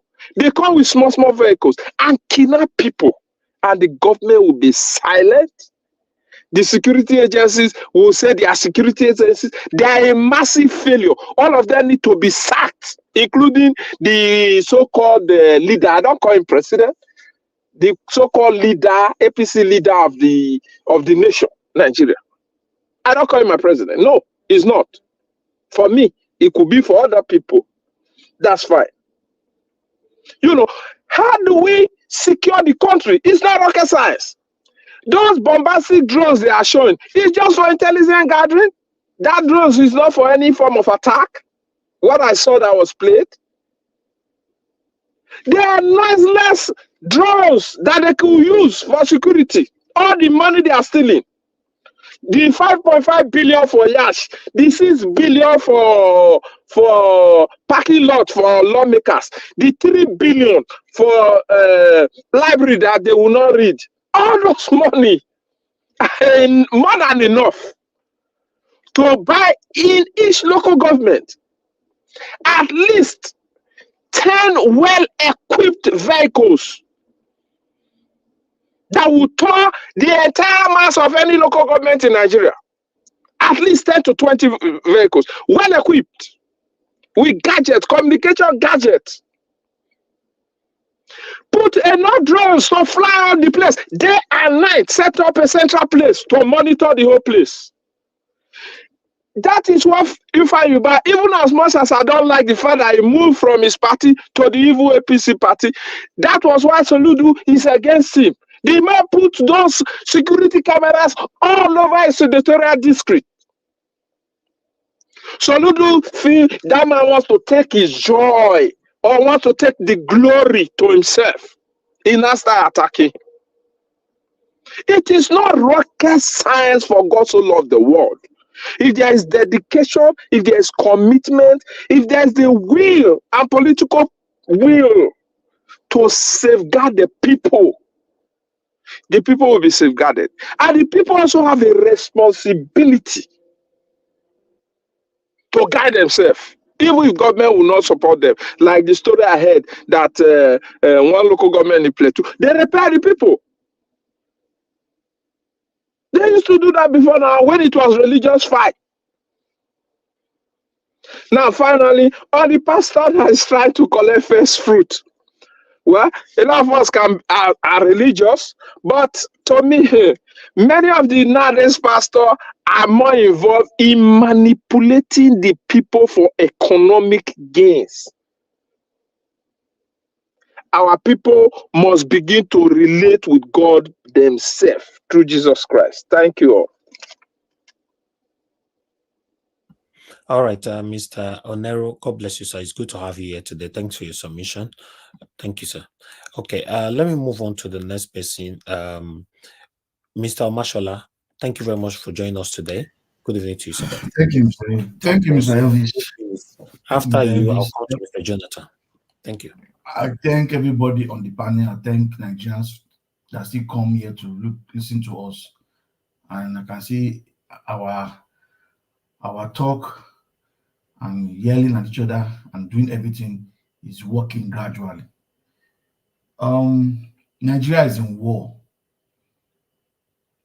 There's no need hiding our mouth again and say, don't say that word. We are in war. Real war. And the project director of this war, I will not say allege, is your vice president. Is the project director of this mayhem in the whole country. What has he going to do in Davos? He opened his big mouth while he was campaigning. I'll be in charge of security. Why the president is an economist, he's an accountant, he will be in charge of the economy. He's the project director, and they have a tax every day. Everyday tax, and it is obvious, I cannot see it well. There is a project plan which they are following. Yesterday I was here, I almost said, Mr. Elvis, it is every day we hear new thing. What are we going to hear tomorrow? And tomorrow night it is bandits with bike, 100 bike, moving from one place to another. Security. We don't have security again. It's obvious. It is obvious. After this program yesterday, I was so forced to go and search for the bomb blast in Ibadan. And the painful part is the governor can open his mouth and talk calmly when they have brought war to you. South, southeast. These bandits can't come with bike and move around and kidnap. That will be the strategy in the south. The bombing is the issue because we are developed, crowded. You don't have that land mass for them to drive in and drive out. Seeing that picture yesterday, there is nobody that will tell me that is one dynamite. That is no dynamite anywhere. That is no dynamite. You bomb a place, and I'm seeing a car in pieces, teared into pieces. If what they are saying is foreigners coming to come, you are just lying. You're just lying, Governor. If you are listening to what you are a liar, and you are wicked. For you to open your mouth and say that is mining. Mining where? Inside the house. If there's any mining around that place, is far away from that place. Seeing the drone videos, you know that this is like a picture from Gaza. And you're telling us it is dynamite. People are saying dynamite my foot. There is no way even though I am mining something, and how on earth you are a miner, you now bring your mining equipment and you could put it in a reservoir area where you are not mining here. It is not, it's a project to mine. Okay, you have brought your materials. Will you put it in a house where you are staying, or you take it to where you need it? And you're telling us it was kept somewhere. I think they kept it. The story is very annoying. If people come on air and talk rubbish and think Nigerians are fools. You are a governor, APC governor, Tinubu's boy. The script has been written already. The project director is the vice president, and the client is Tinubu.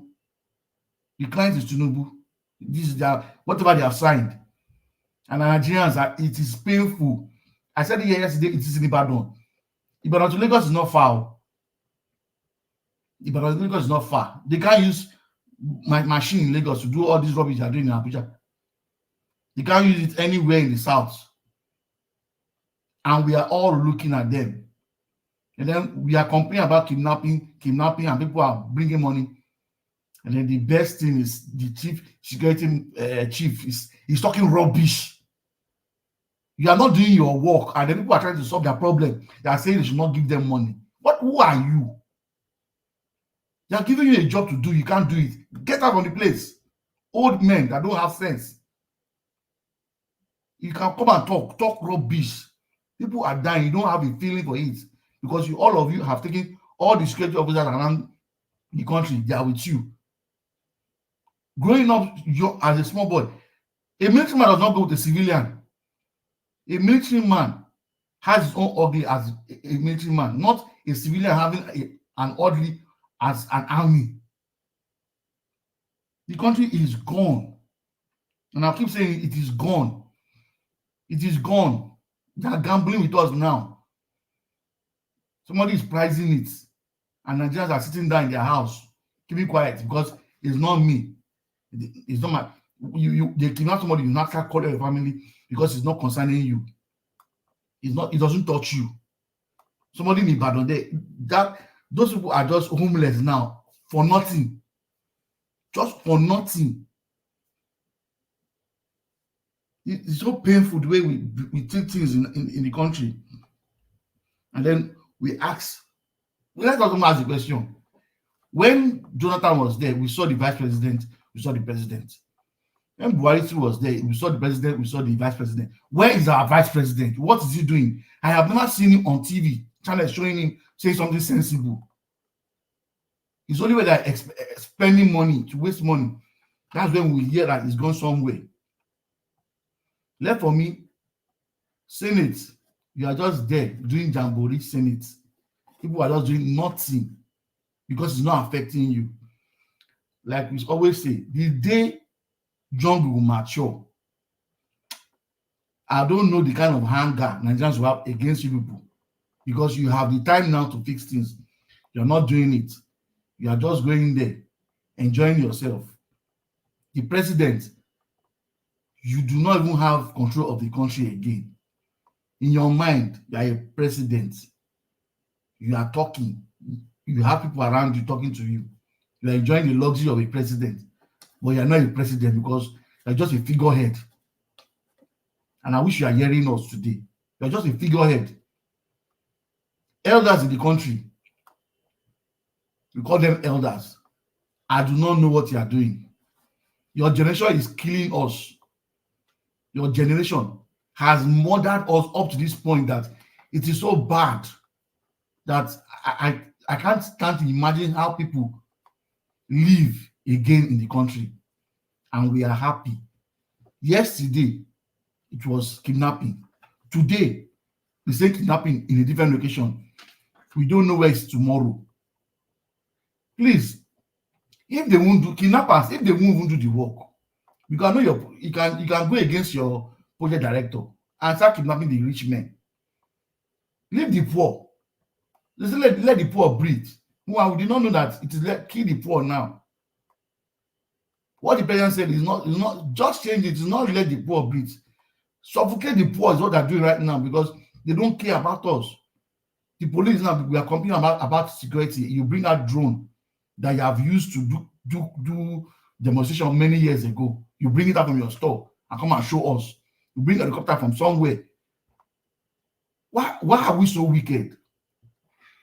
Nigerian police, why are you so wicked? Because to me, look at that young man in the TV station discussing about Nigeria. And then you just go there now and fool yourself to arrest him. For what?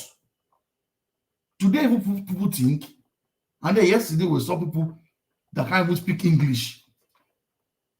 And now Nigerian police, you say copulary, one thing copulary. What is copulary? You give them uniform, you say they're not police. You give people somebody uniform that looks like a police. How many Nigerians know the ranks? What the ranks of Nigerian police look like? The man is wearing black. He looks like police uniform. He's using the police. And he says on the road. And then they are kidnappers. What will you say? You put roadblocks everywhere. You can't even identify which one is the real original roadblock. And then you say security. Nigerian police, you have all failed. Nigerian army, you have all failed because you have of no use. At this point, don't be surprised if Nigerians take everything the way they see it and start misbehaving because you are pushing them. President Tinubu, the fake president, just remember, you are pushing Nigerians. It gets to a point you push them and push them. They can't eat. They are managing to survive. You are not pushing them. You will push them to the point that you can't control it when it starts because already we are in war. And Nigerians, if you decide to sit down till when they come and gather themselves and come and kidnap you, good for you.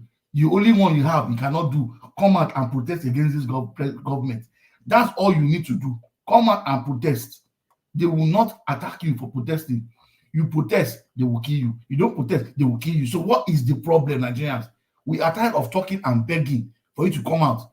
I am saying it today. Today is 18th. Nigerians, be outside and protest. Aisha is getting tired. Come back and protest. Thank you, Nigeria Watch. All right. Thank you, Mr. Mashola. God bless you, sir. Thank you. Guys, I bet me gonna press on the like button, and I remember to ask since, although some people always do this by themselves, but some wait for us to ask. But now I'm asking, press on the like button, my people.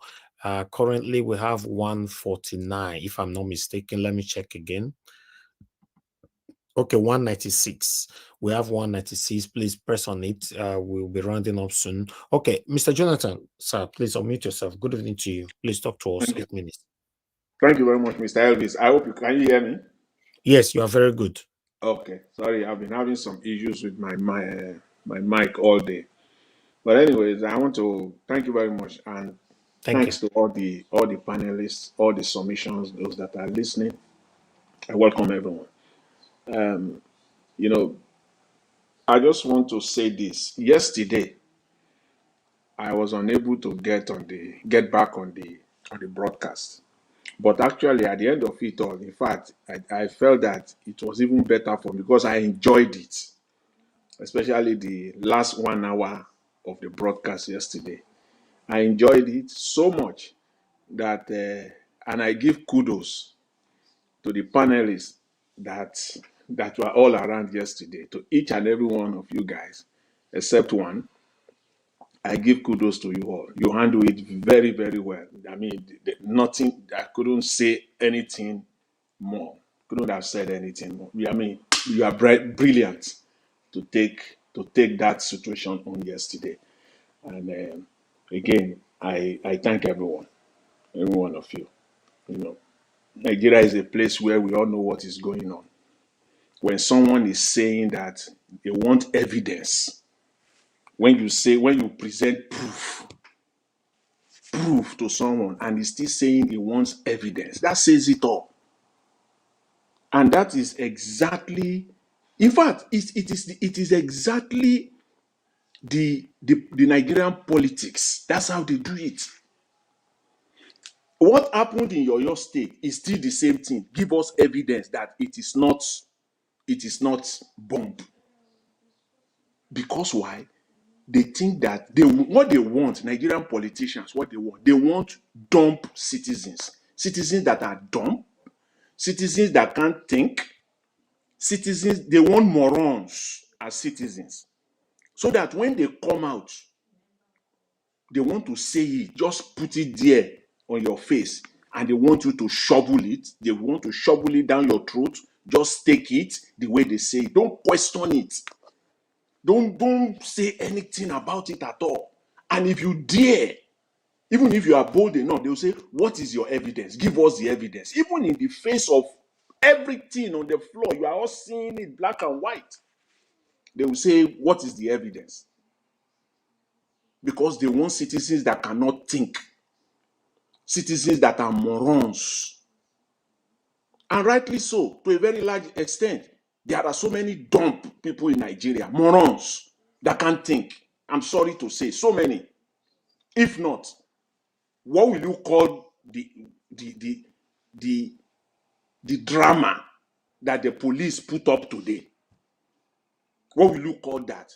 Because they believe, when you lie to some extent, you will begin to believe in your own lie. They believe to a very large extent that they are coming out to come and face people that cannot think. Because for crying out loud, if you believe that the person I'm coming out to talk to, the person I'm coming out to present this stuff to, he has brains, so he's going to think it through. So he's not going to fly. So you will think twice before you come out. So they actually believe that they are coming out to talk to morons. They believe it. They have believed it so much. If not, or your state governor will not come out and be talking this rubbish in light of the incident that happened in Oyo State about 48 hours ago. He won't do that. He will sit down. He will come out with nothing. No. There are no experts. So you think people are stupid? No expert. You are just talking that it is first it is gas. Then now it is what do you call it? It is a explosion that has with mine, illegal miners. Activities of illegal miners. Dynamite. Thank you, my brother. So what are you? You think people are stupid? That is exactly what you took people for. You took every Nigerians that they are morons. Because no matter what, even if all of us here that have children, as a father, as a mother, there are things you cannot tell your 7-year-old. 7-year-old, there are things that you cannot tell. He or she will question you. You will think, how come now a government taking the whole nation, millions of people, taking them for a ride? That's what we see in Nigeria. And it makes someone like me sick. The police coming out to be showing drones. They don't have those drones to face the people, to defend the people of Plateau and those in Benue. We have refugee camps all over the country. Why? Is it not that they drove them away from their places, the place where they call homes? And you say you have police. Wike came out now, running his mouth, thinking that he's talking to, again, in his head, he's thinking that the people he's coming out to talk to cannot think. So let me just come out and say this. That's what they do. It's just so sickening of that country.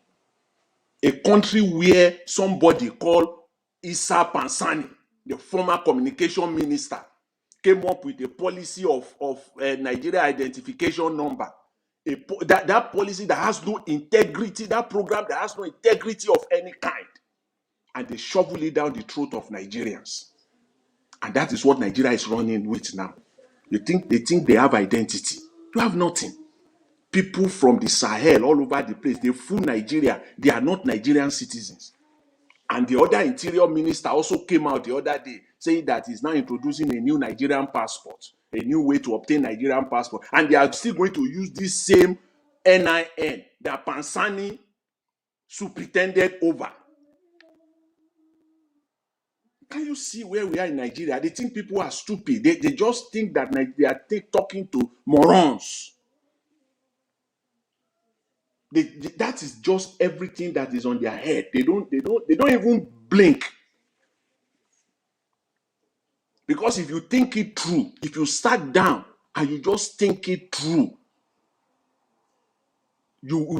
in fact, 99% of what is coming out from politicians will not see it. Again, you see the man who wants to be a Edo State governor came out today on national TV. Look at how he was talking too. He never even thought it through for a second because he believed that he's coming to talk to morons and they will take it. That's what he was saying. Everything he said, no sense at all. Just all you need to do is just to listen because they know that they believe that Nigerians are so hungry. There are so many hungry people that they can't even think. Whatever you tell them, they will just take it. If they know this, let them be hearing this. That there are Nigerians that are not stupid. Before you come out, think, because I believe if these people think, almost everything they are doing, they will not even dare to do it. It is simply because they don't think. Some of them will drink till midnight. They will go to bed. He has a press conference tomorrow morning, 8 a.m. He didn't read anything. He didn't go through any document. It is maybe 30 minutes before the press conference. He will now come out and be spewing out rubbish. You will be the president of a country. What have you read? How many documents is in front of you? Because you are the president of a country and you are actually reading that like a president that will read till 2 a.m., 1 a.m. And your day start as early as 7 because that is how it is. There's no way you can be a president of a country that will be functioning, that your day will not start at 7 a.m. in the morning. I can't envision it. It is impossible. If we have a president that is reading, there is no way he will come out and say things are getting better. There is no way he will have come out and say that things are getting better in Nigeria. It shows he believes that he's talking to fools and morons, people that have no brains. If you are actually reading, forget about even what is happening. Reading alone, because you have documents, you have access to intelligence. If you are reading them, truly, you will never say that. Those are the people that we have in Nigeria.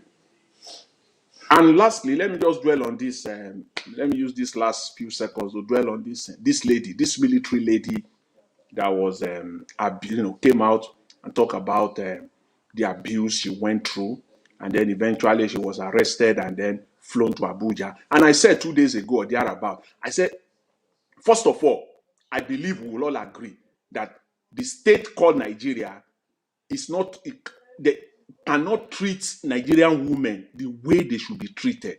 Nigeria is not that developed. The laws are not there to protect Nigerian women in the first place. They are not there.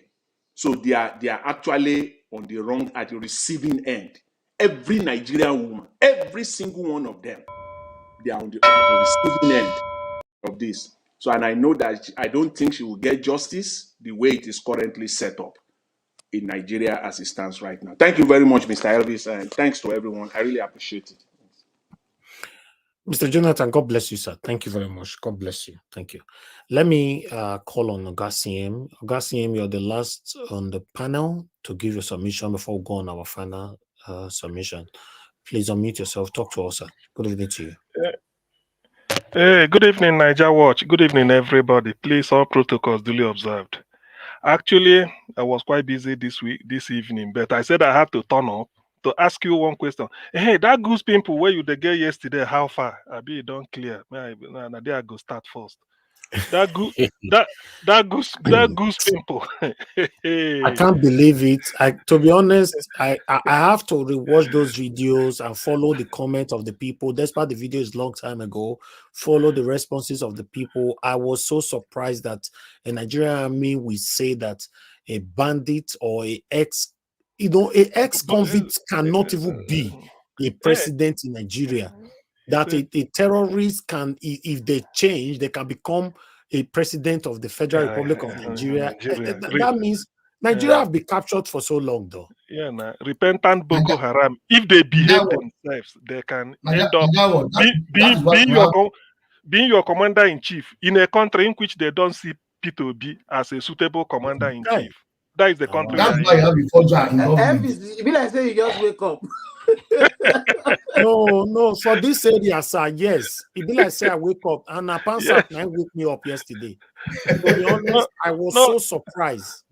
That's the reason why you have a forger in government. Niger Watch confirmed yesterday. Say, I never see this video since. I say, I think we don't reach 2-3 years now. He said, never see him. Anyway, thank God, we learn every day. You don't see him. But that is not really what the army said that gave you goose pimple. Now, the interpretation where somebody give to it, he said, a fake news. Jesus Christ. He said, a fake news. Why do we believe fake news? When a high-ranking army officer is addressing the people, telling them, any of you can become a commander-in-chief if you behave yourself. Meanwhile, they say this Boko Haram, before they repent, Buhari told Donald Trump, say they are not Nigerians. They are from Mali, Libya, all these things. So they are not our citizens. Then we can't exchange fire with them. Whether we catch them or then surrender. They say bring them in. They don't repent. Now they are part of us. Is that how to acquire Nigerian citizenship? See, I want you people to be analytical. When Nigeria don't take, it's because of them they put NIN. No be Pantami introduced them. Because Nigerians used to say, hey, whenever it's time for election, they go open the border up north. People go flood. What they do? They can say, okay, now everybody go get a NIN. The only thing that identifies you as a Nigerian is NIN. NIN. Anybody wish you and say that is the thing. National identity number. Then they use. So why did they introduce it at that time? Nobody query. Everybody just the car. If you no get there and then it go hard for you, people, everybody. Pantami ain't do them so that they go inflate figures. You see, Nigeria has gone for good. It's just that now small symptom when we see and we go tackle them. Small, we go shout. Now, if we could take, thank God I've seen the area view of what happened at Ibadan. Some of you must have seen it. It's a high density area, built up area, street. They say illegal mining in a street in Bodija. Thank God Olumide is here. Bodija is like Ikoyi of Ibadan in those days. How can where you have people like Bola Ige them live, former governors, they are doing illegal mining? Say they are not telling us the truth. All somebody should be looking at is that just be security conscious on your own because the state has failed. Be security conscious on your own. Nigeria is nothing to write home about. Now, with all the unemployment everywhere, how can a serious country say they are recruiting thugs to be police? Hey, send a constable. Why? Now you call them thugs. These are criminals. Somehow. Now you bring them, say, want to be police. My only fear is that all of them will end up in the southeast as usual.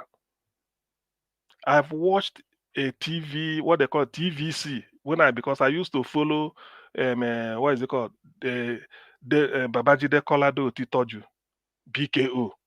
He said it that I wept. He said, all these police cadets, when they graduate from police academy or university in Kano, then they lobby to be sent to the southeast. When we are saying it here, people don't know. People will think we are making it up. I wish we are under siege. It took Michael Zekome to write it, to put an opinion article on it. This is what they send them. These are the way they recruit. That's why when people are talking of security, okay, the real people wear their head correct, then they carry handbag for madam. I'm you. Every senator must have at least 5 military. Even if he know they in house is being guarded in Abuja. His car, all of them, they all have their own security. That's why they say we no get number. We get. What are they doing? If you like, go to the Senate president, his village in Ekore or somewhere. There must be security there. Even when he's at Abuja, there must be somebody guarding that house and he's paid. Go and know everywhere. So they only look after themselves. Now you sabi. So why I want to say this is that because people listen to us here, security is your primary concern. Forget about government. They are not interested in your security. Secure yourself. Danjuma even said it. When I say mean secure yourself, part of you have to even be careful. If you feel an environment is not, you we change the environment. You never know what will happen. You don't know. Anything is possible. Nigeria has long gone. The people you see are not even there. You may not even know anybody. Look at the way they kidnap people in a federal capital. Look at they said Okada riders are all over Abuja in Okada, in a federal capital. In a federal capital, where you have the Ministry of Defense headquarters, Nigerian Police headquarters. Every headquarters must be in Abuja.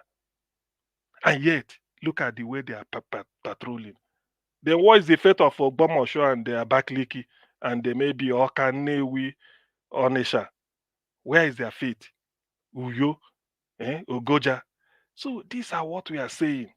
Nigerians should listen. Let them listen to us. Forget about all this nonsense they are talking.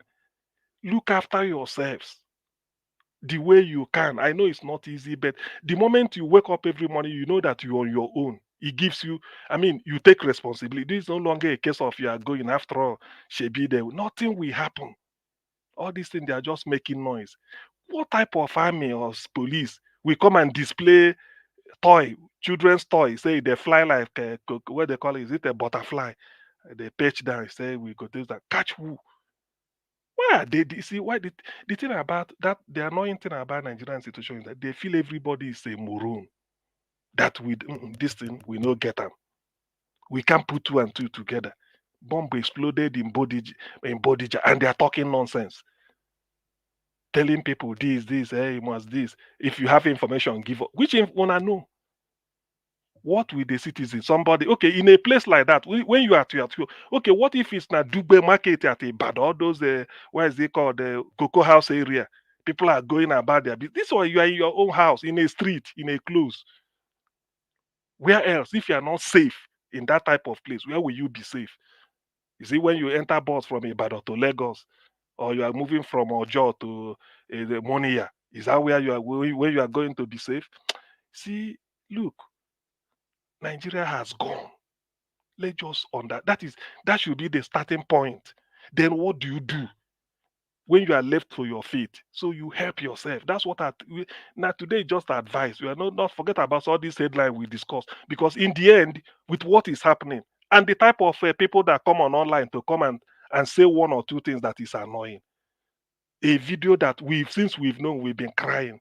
People have used this to say repentant Boko Haram are part of. Somebody is still asking me, repentant Boko Haram can be president of Nigeria, and somebody is still asking you for evidence. When he saw the evidence, he said it's fake news. Say we are listening to fake news. Now produce the genuine news. That is the way to do it. If you say something is fake, then you present the original or the genuine one. Because for everything that is fake, you fake something out of original. If there is no original, there won't be fake. That is a fact. So please, Niger Watch is just that sometimes, I mean, people listening, they should please let them take the message today from me is take responsibility for your safety. Don't whatever you feel. If anything you want to secure yourself, Nigeria has gone. I asked a question here, which I want people to be digesting. Are we moving further away from Somalia or are we going towards Somalia? You make an analysis, argue your case. There's no right and wrong answer. Now you go argue your case. I have Dr. C. I have some answers to that question. If I have time, Okay. I will share it. Because sometimes on this platform, I know people listen to us because there was a day I have to Niger Watch knows because of some of the events that happened. Then you know that yes, people are really listening to us. Eh, are we rushing towards Somalia or are we moving away by the way Nigeria? There are points on both sides. It's like a school debate in those days. So you argue it, but be careful because you can open up a vista. Somebody might take you up on what you said. So that is the issue. Nigerians should look. Not that I'm happy about it. It's very painful. Because if Abuja could be this, look at the way they kidnap people. They are is it not a shame? The fact that we're even telling people we are doing crowdfunding to rescue which means if you can defend what you swear, if you cannot defend, protect your people, then why are you a government? Anybody can, like in my Anambra State, individuals are now tiling roads in their community. People are building hospitals. St. Nicholas Hospital, one of the best in Lagos, is a private hospital. First Foundation, you can do it. AIT is private. It must not be NTA. But that security, let government, even if it's that, give us infra. Some people may even provide electricity for themselves. But although we're supposed to do it, but look at security in which you control the army. Every barracks, there are soldiers. Yet, people in Plateau, nobody to protect them. Even they have to write a letter that they are coming. And yet, nothing is happening. Nobody, people are not doing. And if it's just like Zamfara is like a forgotten. Then Southern Kaduna is like they do rounds when they do anything they want. All we hear is headline. Now, they happened in Ibadan. Who knows where it will happen again tomorrow? So please, Nigerians, whatever they say, if you see something, say something. Well, so that government can do something. But if you see something, if there's anything you could put resources together to do to help yourself, do. Life is only once. When you lose your life, you've lost it. You can't regain it again. So security is an individual. First, that is the first responsibility of any person. You secure yourself. That's why you don't leave your door open. You change different lock. If you suspect, you park your car. That is security. You are securing everything. So take it a level higher and secure your life the way you can. I know it's whatever it takes, anyhow. But if you know as you are waking up, you know that yes, I'm responsible for securing myself. Nobody is securing me. That gives you 50% chance of survival because you've known. So you now know how you work or what you do. Because there's no government. It's virtually vacuous, no vision. No vision. Where you want to puncture their logic, they will use propaganda and they're all drawing salary. Even if they recruit another, say, 100,000 police officers, 50, I tell you, a good 50 of them will be distributed to senators, House of Reps, commission. This is what they do now. Everybody has got his own security. Some say where their children are going to school, they secure them. Then what of the general public that stood in the sun to vote for you or to sacrifice for you? Nobody cares. That's why sometimes these kidnappers, I look at them, I said, instead of all this, why not target all these senators? Only it's not easy because you can't be able to break their security barrier. But if you can, I don't know. To me, I believe that is where more money is. But will it help any situation? Your God is as good as mine. It's terrible. Nigeria has gone to the dog. So there's no other news that is more compelling than the situation that is going on. It's terrible. Nigeria has gone. It's just the question of when you wake up, what you see, you take. The day you see anything, you say, okay, is that where it happened? Because nothing will come out of it. Otherwise, why should people in Plateau, with all we saw with this Fulani headsmen up and down the country under Buhari, they've made a comeback now. Now look at the way they just take Plateau just the massacre people like that, and nothing is happening till today. No one has been caught, and some are even writing it. You see, it's a shame. I never knew that Nigeria will come to this sorry pass, and yet we are drawing millions, drawing money. Let me give this example. I want people to reason to it. 5 billion naira captured in the budget for student loan. A loan will be paid back. 5 billion for the whole students in Nigeria, for those that will apply, that will have the long leg to get it. But 3 billion just to do secretariat job, just to say if you can look at this social register. What Omashola here can do for free of charge. 3 billion. That one on account. I mean, just go and do it. Can you imagine that? That is a country you have to look at. 3 billion to look into security, social security register. Maybe to look whether the thing there is go there. Then 5 billion for the future of the country, the youths. And they have to pay back because it's a loan. Nigeria Watch is terrible. I think my message has been delivered. If you still they get goose people, well, yes. The 3 billion, if they will share around All one right. by one, we'll have more. Everybody will be happy. 1 billion, share the money around. It will go around everybody, and there will still be change. Thank you. Thank you. Larry. I have somebody on the phone, please. Thank you very much, Augustine. God bless you. Madam Origin, thanks for calling in. God bless you, man. Good evening to you. Please talk to us. Hello, everyone. I greet all my panelists. Thank you all for all you do. You are not only a voice for the voiceless, you are also a voice of conscience to the people that are committing this heinous crime, to a people that the only thing the people offered them is love, accommodated them to be rulers, but what they give out is evil in return. I greet you, Mr. Niger Watch. Thank you for continuing to hold this candle up. There was a time, I'm going to find that note, I'm going to find that clip, when that was shortly after the election, and Charles from Arise began to speak through a note, because I believe and I know that they all are giving notes and scripts to read.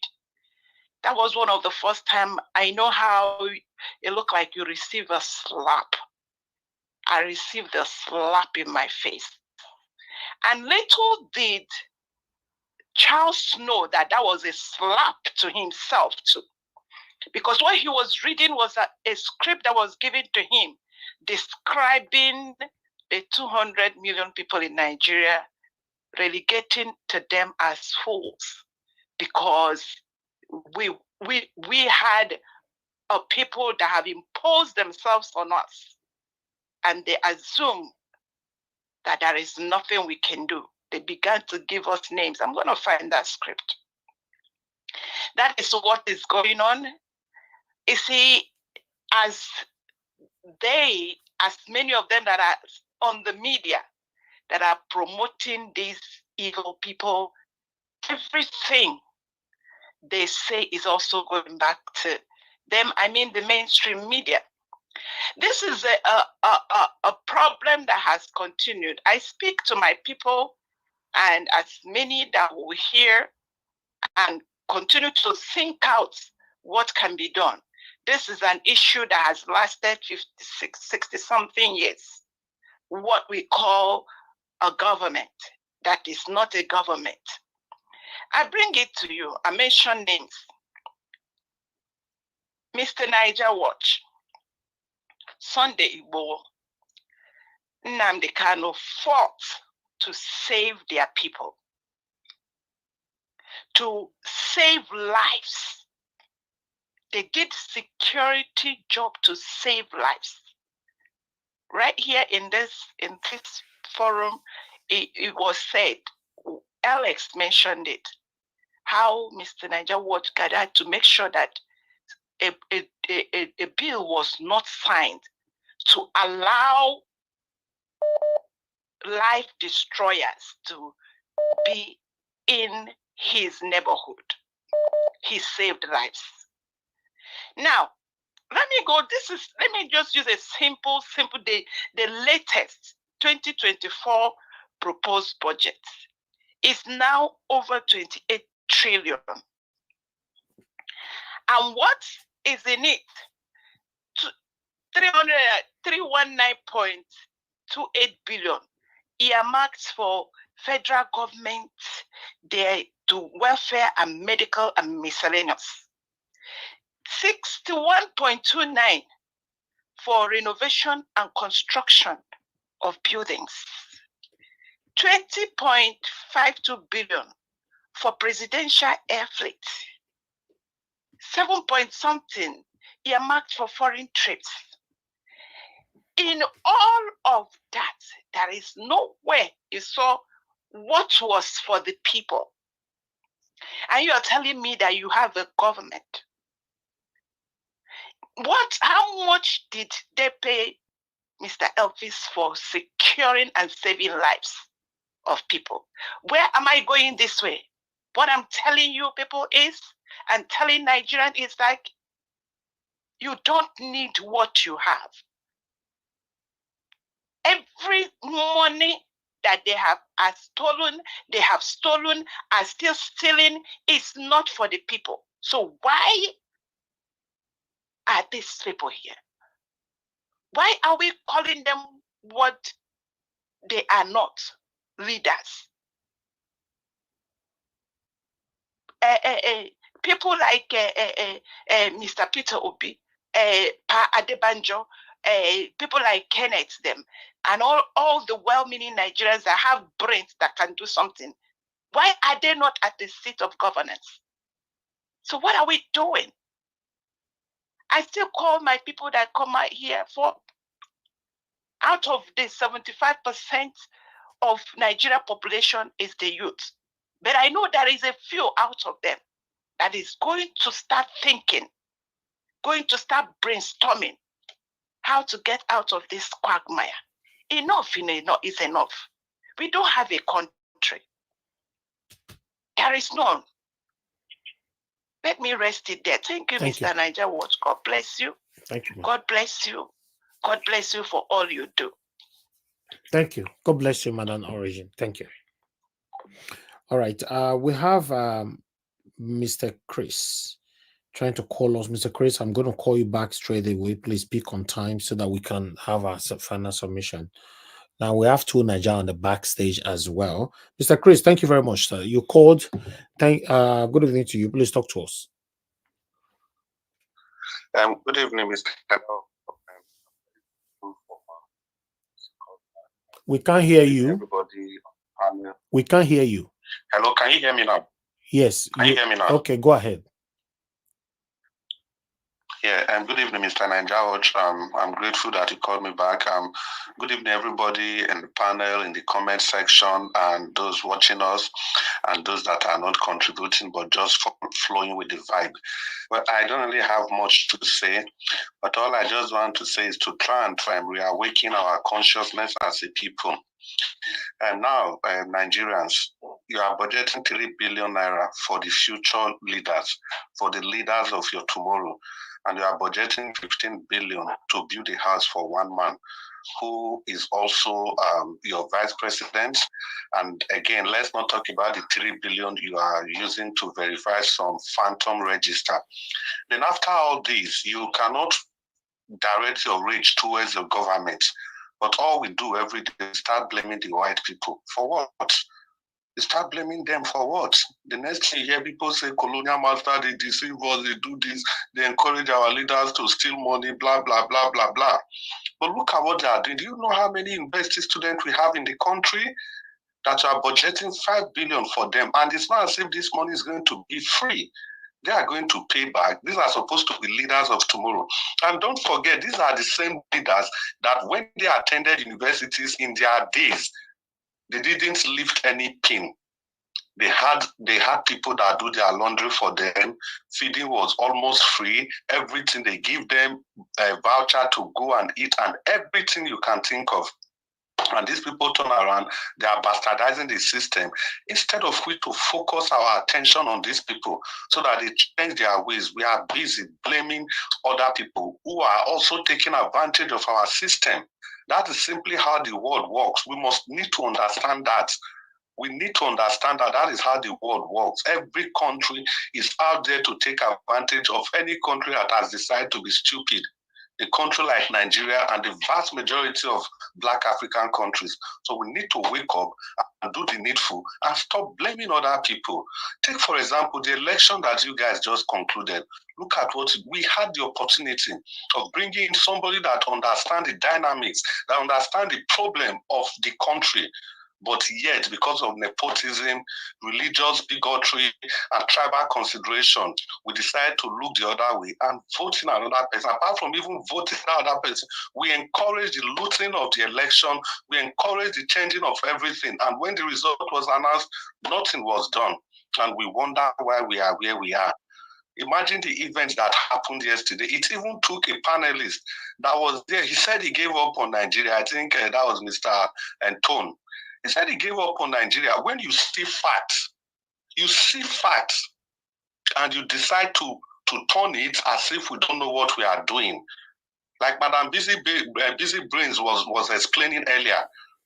You know, we are reading these facts. We know everything that is are saying, but another person is trying to interpret a different narrative. And that's exactly what they have been doing at the national level. That is what they have been doing.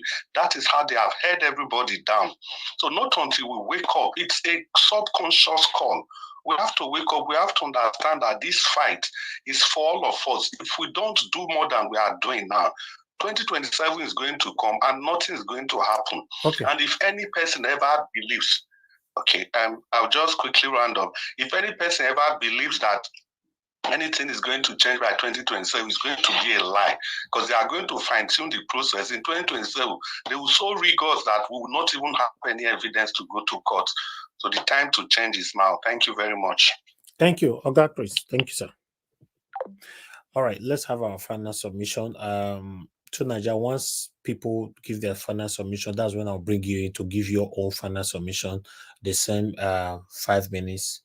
You know, no, 4 minutes. I'm doing 4 minutes, man, because we're already almost 4 hours here. Thank you very much, everybody. I appreciate you all. I would like to come to Madam Luke. Madam Luke, thank you very much for your time and for your patience, for your submission earlier on. Please give us your final submission so we can end the show. Thank you, sir. Niger Watch. God bless you again, Mommy Diaspora. Panelists, thank you for a wonderful session. Commentators, viewers. Please, who is this person in the private chat that has been begging to be let in? Did you see it? Let me see. Yeah, that's to Nigeria, right? No, it says Sasuke Uchiha. Oh, I don't know. Maybe it's these people. Just go ahead. I'll handle Okay. that. All right. Okay. Anyway, don't have much to say. Everybody has said everything. If I want to really laugh, I go and watch. You know that lady that came all the way from Holland, that is riding all the way from from Abuja to coast, all over Africa.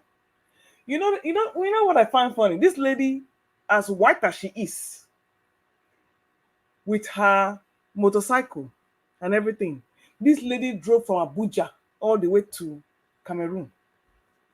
One episode, one military man on the road stopped her, pleasantries, asked her for her number. The woman, of course, just dodged him and went away. This was in Abuja. Do you know, at the Cameroon border, this same policeman was waiting for her there. He had gone ahead of her to wait for her at the Cameroon border. So the woman was asking her, do they employ military to different posts? Aren't you supposed to stay in your post? Why? How come he's already here by the time she's at the border? Moral of the story, this woman will go, a foreigner will walk all the way in Nigeria. Nothing will happen to her. But a Nigerian will be here and will be kidnapped and disappear. Come to find out, that lady, that motorcycle is not an ordinary motorcycle. She even has an implanted chip in her that anywhere you go, you will find her. Even if you divide her body into 5 places, she has an inbuilt chip that you give it, like you put in a dog to find a lost dog. To tell you how many miles away ahead people have gone. Madam, look, let me help you out. She has a particular device on her that's a GPRS. What are you saying? That's what I'm saying. Like, it's a chip. It's a chip now. That's what I'm saying. That's what I'm telling you. That it's a chip. And she even said on the motorcycle, she has different what do you call it?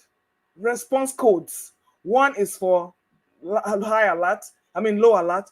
The one that is for high alert, if she press that button, in 5 minutes, the Holland don't reach Nigeria.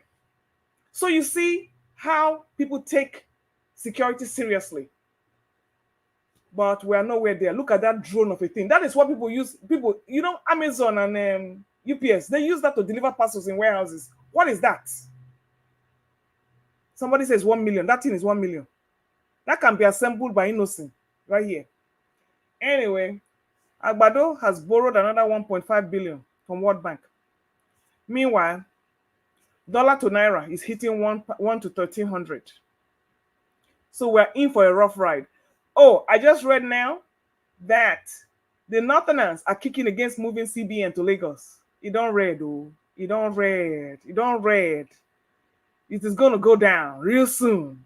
By the time this man starts moving everything to Lagos, you will see. You will now see, the powers that be struggle for this power. Southerners and Easterners, time to watch. Grab your popcorn. It's about to go down. So you Madam, see, yes, Madam, does it mean that Lagos will be more secure than Abuja? Is that why he's moving? Of course. Okay, well, I'm just asking, just a Did question. you see Okada in Lagos, in Bodilon? Okay.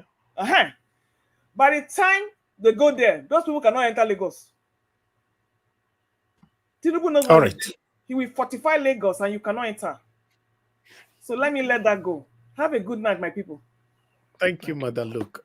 What is happening right now in Nigeria, in case you guys are not aware, is a payback. Tinubu, despite that Nigerians are suffering right now, but Tinubu actually he can't deal with the Northerners. So, in case you don't know, in the process, the common Nigerians will feel the pains. But if you check what is going on, there is a battle. Is a battle between the Yorubas and the Northerners. No, never see anything. That's more than those so. Because I was with some group the other day where people were talking and all that, saying that why is it now that the Northerners are complaining over what Tinubu is doing, but when Buhari and other past Northerners were in power doing the same thing, none of them were talking. So it's a big this fight. When I go buy better popcorn. Oh. All right, let me call on the next person. God bless you all. I would like to call on Amashola. Give us your final submission, 4 minutes. No, wow. This Nigerian matter is strong, baby. I dey chop popcorn. As you come in, I popcorn in my mouth. Make I let them clear. Because it still don't reach popcorn matter. Let me even speak broken. Nigeria, they pay me pass for the matter. You see, would they beg Namuna come protest? It be like film. They don't talk about that one now. They don't carry CBN go. They don't carry CBN go on Lagos. Now I can see the reason why maybe I made them go bomb Oyo State. Because the bumpy, it just they start. I'm not sit down house. Me, I they pray. Me, no, my own family. Because I don't know what you do. Because I don't do this side now. If they pay me, when I did, then I get power to talk, shout, come out. Police never get any right to stop people from protesting because they said they see him. Any police will tell you, say, me no good, me no protest. Ask them whether your wife don't show up. Thank you. Thank you. Thank you very much. God bless you, sir. Thank you. All right. Let me move on to the next person quickly. Oga Onero, please, if you are there, give us your final submission. 4 minutes. Yeah, I'm here. I'm right here. Mr. Davis, now. No, Mr. Concern, I'll come back to you after him. Okay, no Mr. problem. Concern, he knows how they like to keep you, make you stay with me for long. The way they do August here. No problem. Even this time, because from next week now, when the snow go out, my brother, I could not be coming again like before. But no I beg problem. you go come, I beg you will come. We No need your problem. submission. Thank you, sir. No problem. Okay, thank you. Oga, please go ahead. Yeah, yes. My final submission will be on what happened in Oyo State yesterday or 2 days ago. You know, for me, we really can't tell because we have zero trust in government, both federal government, state government. They are full of lies. But having said that, he exposed to us that these people that call themselves government officials, they connive. They can't tell us they don't know those mining. If they can be mining like that in Oyo State, what kind of mineral is in Oyo State? The one in Zafarada is obvious to all of us. These people are not doing anything. All they do is go and borrow money and steal. Borrow money and steal. Borrow money and steal. They don't have compassion. They don't have any will to make the lives of the people better. It's just for themselves, their family, their cronies. We all need to shine our eyes. Finally, I will say we'll still continue to speak up no matter what. Anytime we have the opportunity, we'll continue to speak up. Speak up for ourselves, speak up for people, speak up for the nation. And thank everybody. Thank you, Oga Nigeria Watch, Mr. Ivis, for continue your steadfastness in this fight to keep Nigeria making more progress as we move forward. Thank you. Thank you. Oga Nero, God bless you, sir. It's good to hear from you today. Thank you for your submission today. Thank you very much. I appreciate you. It's a collective effort. Let's continue to do what we know how to do. To be honest, this is the best me myself can do because Nigeria's situation now is beyond what we can solve. So I don't know. To be honest, I don't have any idea. I don't know what we're going to do. So we're just going to continue to report what is happening there. The same thing with Arise, what Arise is doing for you, what Channels is doing. That's all. You know, anybody shouldn't call here saying, Nigeria Watch, we need to do something. I don't know anything to do than to come here. I present you what is happening in Nigeria. Simple as ABCD. That is the best I can do. I'm going to see every day laugh. That is the best I can do. Some people, they call in, like, yeah, well, let's do something. Why you not call Arise, may they do something? Why you not call Channels, may they do something? You know, the war where they happen between Russia and Ukraine and all that. Why you not call BBC, CNN, may they do something? Now, Nigeria was now see finish, may I do something? I be like Andrew the Giant for your eye. Voila. All right, let me call on Oga Concern. Talk to us, sir. Your 4 minutes. Thank you. Yeah, my brother, God will continue to bless you because it's not easy to come out every day, 5 hours, 6 hours. It's not easy. Thank you, sir. It's not easy, I tell you. Yeah, like what CM said before. You see, this repentant Boko Haram, both the soldiers, all of them, where they send them is in the east. That's why we are suffering there. I can't lie to you. Anytime they recruit them, they send them to that place. When that people there, they say they don't even hear what these people are saying. This security we are talking about, for me, I always said it. If the all the whole South, complete, both Southwest, Southeast, all of them can come together. If these our leaders, I don't know, I say we don't insult them, but I don't know, because they don't want to betray us. Because they know where the country is heading to, they know. So if they can make up their mind now and come and say, let us have Southern Nigeria as a country, that will be better for us. Because in Southern Nigeria, we have everything we can think of. We have everything, my brother. Both human resources, No type of thing we don't have there. All of us, many of us are abroad. Many of us are industrialists. Everything we honestly speaking, we'll be the best one of the best in the world. If only Southern Nigeria can come together.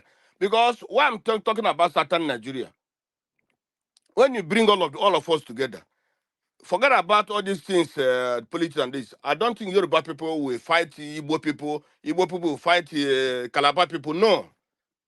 What the problem we have in Nigeria is only the Fulanis. Whether anybody like it or not, it's a Fulanis.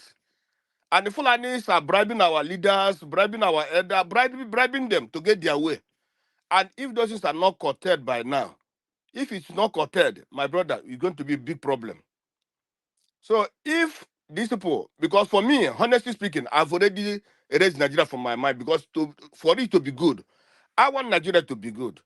Even in the election, I tried my best. All these guys talking in the Philippines, I used to send something to them. I used to encourage them. I used to send credit. I used to send money. I used to encourage them. But the thing is this. I don't blame Nigerians for the election. The election was rigged, was taken by the Fulanis. They know who they want. They know who they can manipulate. That's why they put that man there. Whether this man is sending this to Lagos or sending any, it doesn't help. Because the most important thing is that they know what they're doing. They know. But it comes down, if that the Yorubas were only Christians, the problem the Yorubas have at this is because they mix themselves with Christian and Yoruba and the Muslim. That's the problem they're having. If they're only Christians like the East, I don't think with the problem we're having in Nigeria, the problem we're having in that area, we're supposed to have it.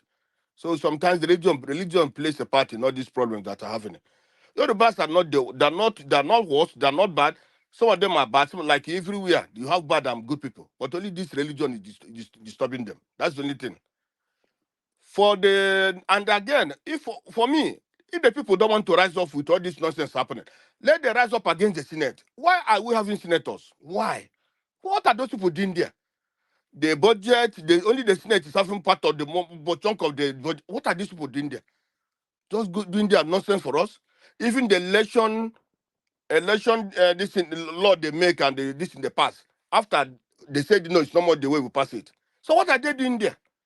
They're just wasting our time, wasting our resources. Okay. And where I always focus is this: Nigeria is degenerating. The no more what they call it, no more dignity in Nigeria. Nothing. The future is very, very bleak. The future is very, very bleak. If you see what our women are doing, the children are doing, the young men are doing, you can see that the future is very, very. It's a place that have a promising future before, but with what is happening now, and for the corruption, it's difficult in Nigeria to change. Thank you, sir. Because before you can tackle Thank corruption in Nigeria, you have to start from those that steal more than 20 years ago or 30 years ago. All Even right, the Mr. employee to Fatai. them is service. Even the employee to them is service. Sorry. You will still want to, if you go there, you look at the book of another man is still 40 million. You want to steal more than 70 million because that person is not held accountable. So that's the problem we're having. And we continue to have that problem. Okay. Unless something is done. Thank you very much, and God bless all of you. Thank you, sir. Thank you. Thank you. Nigeria God bless. Wahala. Wahala, big wahala. It's something else. All right. Let me move on now to the next person, on the panel. Mr. Lumide, if you're there, please give us your final submission. 4 minutes. Okay, you're not there right now. Move on to Engineer Francis. Please give us your final submission, sir. 4 minutes. Thank you very much. I'm going to keep beating this drum.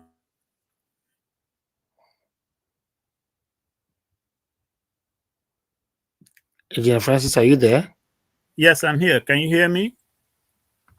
We lost you for a bit. Yeah, go ahead. We can hear you now.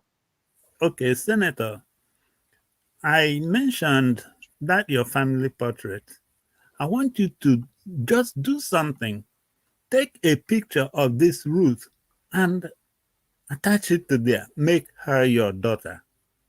Whatever these people are going to do to her, defend her, please. And then I mentioned about David Petraeus to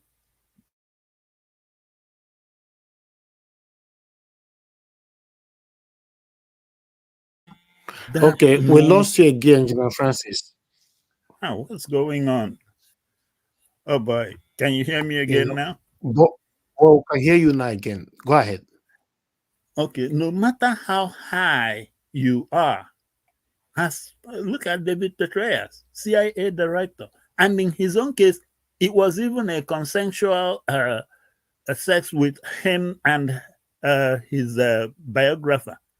But in this case, look at what they are doing to this girl. Please do something. As a matter of fact, I'm going to release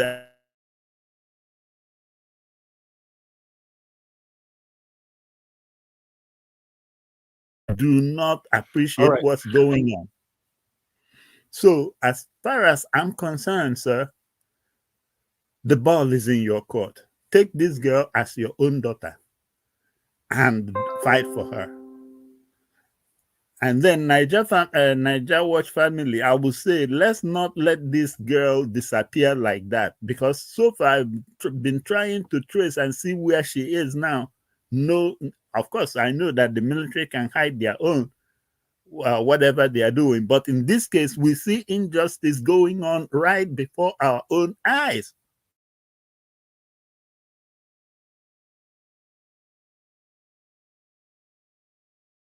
And the brigadier general, all of them that are involved, they are somewhere drinking palm wine. So let's not let this girl disappear like that, because as I'm seeing it, it looks like she has disappeared. That's why I'm asking the senator to help us release proof of life that she is still alive. Please. Thanks. General Francis, the fact that you showing more interest on this girl, I really do like it, because to be honest, the word you use is what I will concur to. Yes, she have disappeared. Because if you notice, since they moved her from Lagos to Abuja, everywhere is silent. In fact, one thing about Nigeria, oh God, Nigerians move on easily. Nigerians, once your chapter just close, they'll just move on to the next chapter. They are not interested. Hi, what a country. Nobody even talking about this thing anymore. They would have deployed that lady to the war zone. They would have deployed her. Anywhere they deploy and go, anywhere it did now, do you know? Everywhere is silent. I will not know. Deploy you, say make one person buy you for that. Well, that's the end. You know, we know are we about now. We are not sure. It's sad. Sad. Let's move on, man. Nigeria issue, it be as it gets. But meanwhile, I'd like to Mr. Lumide, are you available to speak now? Yes. Okay, use your 4 minutes, sir. Okay, thank you, Elvis. So, I want to apologize for using the S word on your dearly beloved country. You know, it used to be my ex-country, but I don't deny my Yoruba roots. But Nigeria used to be my ex-country, sorry. So, Elvis, allow me to speak Yoruba small, I beg. Tinubu, ẹ̀yin àgbààgbà ilẹ̀ Yorùbá, ẹ̀yin ọba wa, nǹkan tó ṣẹlẹ̀ nìbàdàn níjẹta yìí, àwọn pípù yìí ń pàrokò fún yín ni. Wọ́n ń pàrokò fún yín ni. Kàsàkàsà lẹ rí yìí o, bàbá ńlá kèsèkèsè sì ń bọ̀ o. Àbí kèsèkèsè lẹ rí bàbá ńlá kàsàkàsà sì ń bọ̀. Àwọn pípù yìí ń pàrokò fún yín ni. So in essence, I just said in Yoruba that you are Yoruba elder. So Tinubu is president. Being of Yoruba stock, heritage, our elders and our obas are Yoruba elites. That these people, the bomb blast that happened 2 days ago was just a message to the Nigerian, to the Yoruba people. That they are clandestinely warning Tinubu, you know what? We've got you all fixed up. If you don't shape up and do what we want, this is just the beginning. It's a subtle message to him, to the Yoruba people. So if you know what is good for you, you better wake up and do right for the, not just for the Yoruba people, but for the indigenous people of that landscape called Nigeria. See, they've captured the North. Somebody was saying, Concern was saying, Concern, I understand what you mean, that the South should just focus on their own self. But you know what? If we can help the indigenous people of the North too, let's help them. Because whether you like it, if you just allow things to go and say North, we are going to have them as neighbors and there will be skirmishes, you know? There are indigenous people who are indigenous to North, who own that land. We can't allow some foreign entity who are supposed to be documented immigrants come in and live and be civilized like we do in other parts of the world. Majority of us on this platform come and rub shot over us. Never. We shouldn't allow it. It is never done anywhere.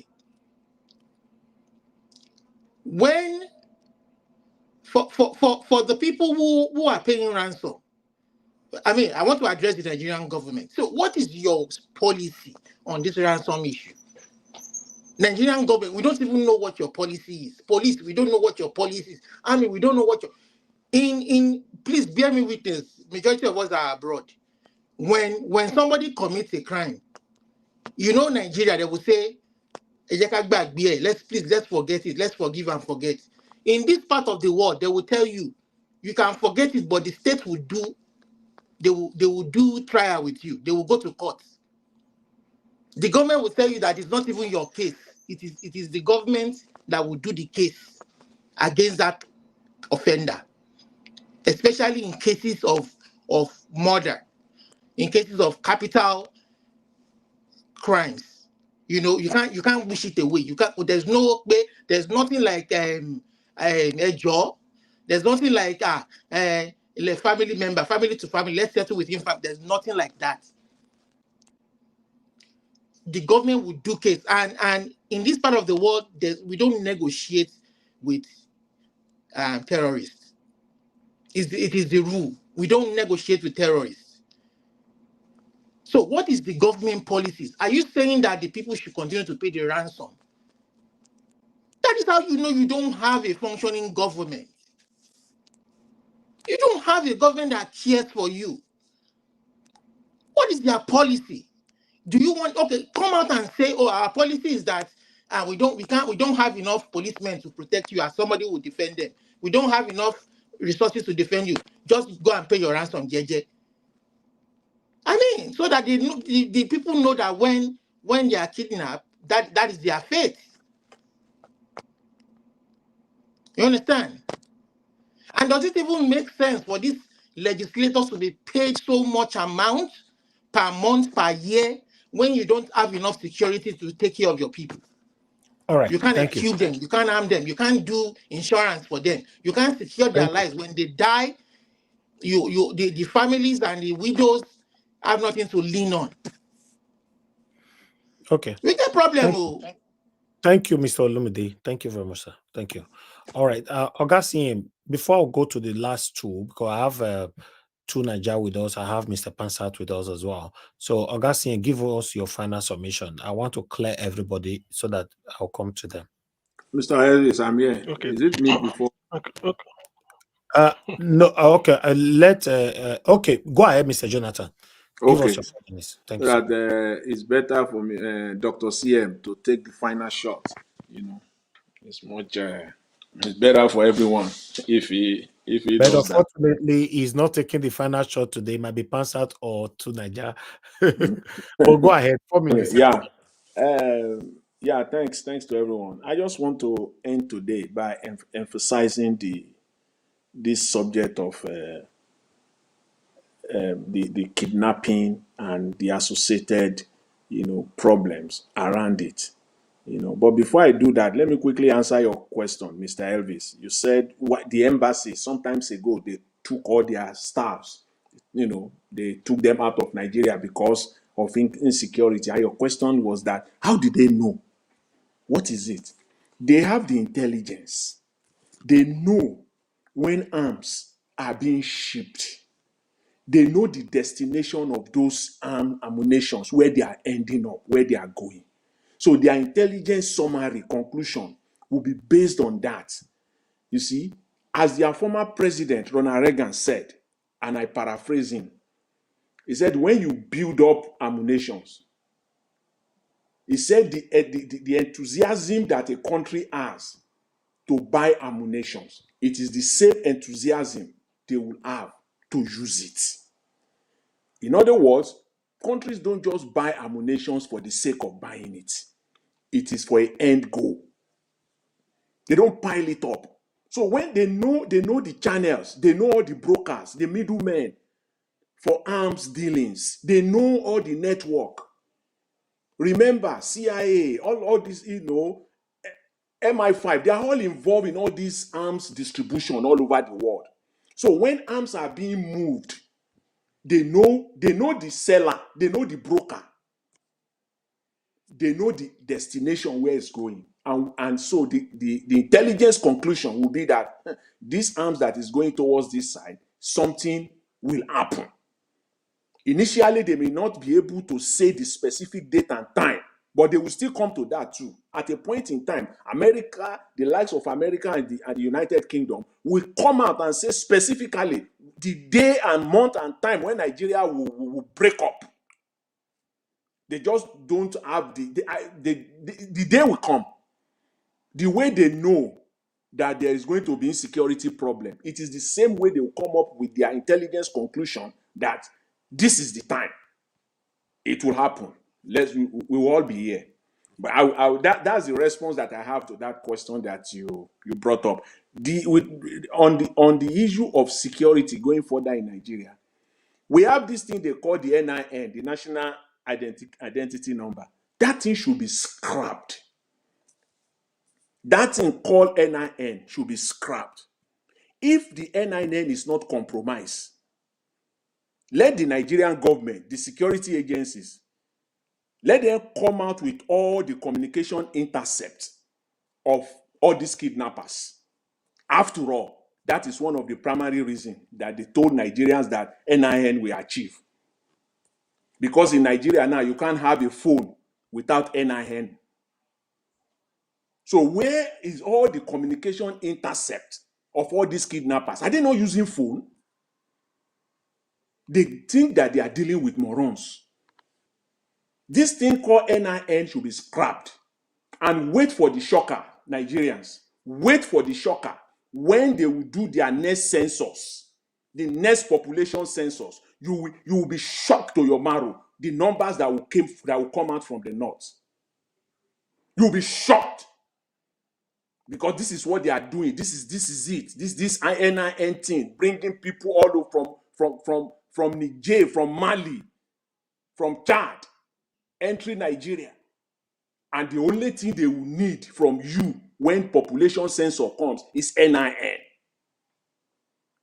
And they will count them to be Nigerians. And ultimately, they will use it for election manipulation. That is the end game. And before you know it, they will come and they will tell us that they are the most populous in Nigeria. And there is nothing anybody will them do about it because all these people have their NIN. That thing should be scrapped. If this government is serious about protecting Nigeria, that is the beginning. That is what has to be taken care of. Thank you very much, Mr. Elvis. I will leave it up for that for today. Thanks to everyone. I appreciate it. Mr. Jonathan, God bless you, sir. Thank you very much. Augustine, please, your final submission, 4 minutes. Unmute yourself. Okay, thank you, Niger Watch. Actually, although I don't have proof of, I still cannot believe it. Saying that Tinubu is moving things down to Lagos or changing some institutions, bringing them down to Lagos. I'm trying to say, is he trying to say that Lagos is more secure? What happened in Abuja can happen in Lagos.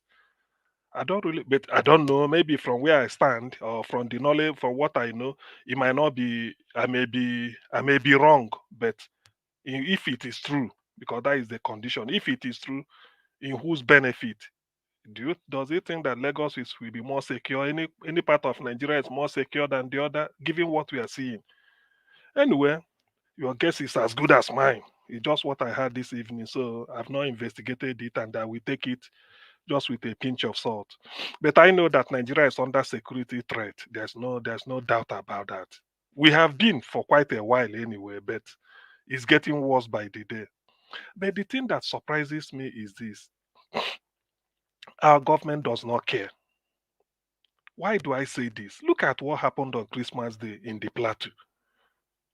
Look at what happened. This unconventional something that a serious government, no matter what, we must have at least up to, maybe every state must have 2 or 3 or 4 barracks. Let's say we have up to 50 army barracks in Nigeria. There should be up to 50 army barracks. By the time you take 10 soldiers from there, just go there just to call it show of force. Why can't Python go there and dance? At least to reassure the people that they are part of Nigeria. Benue, we have forgotten them. They can be in refugee camp till God knows when. Nobody's even talking of doing something to move them back to their ancestral homeland. Nobody's saying that. So these are signs that Nigeria, I don't know. That's why I'm saying, is Nigeria, I still pose the question for whoever want to answer. There's no single answer. There's no single best answer. Any side you take, just argue it yourself and then score yourself mark. Is Nigeria heading towards Somalia, or is Nigeria moving away from Somalia? It's just an open debate. You debate it and answer, and then give yourself mark. I'm not going to mark any script, but it's just a sort random thought.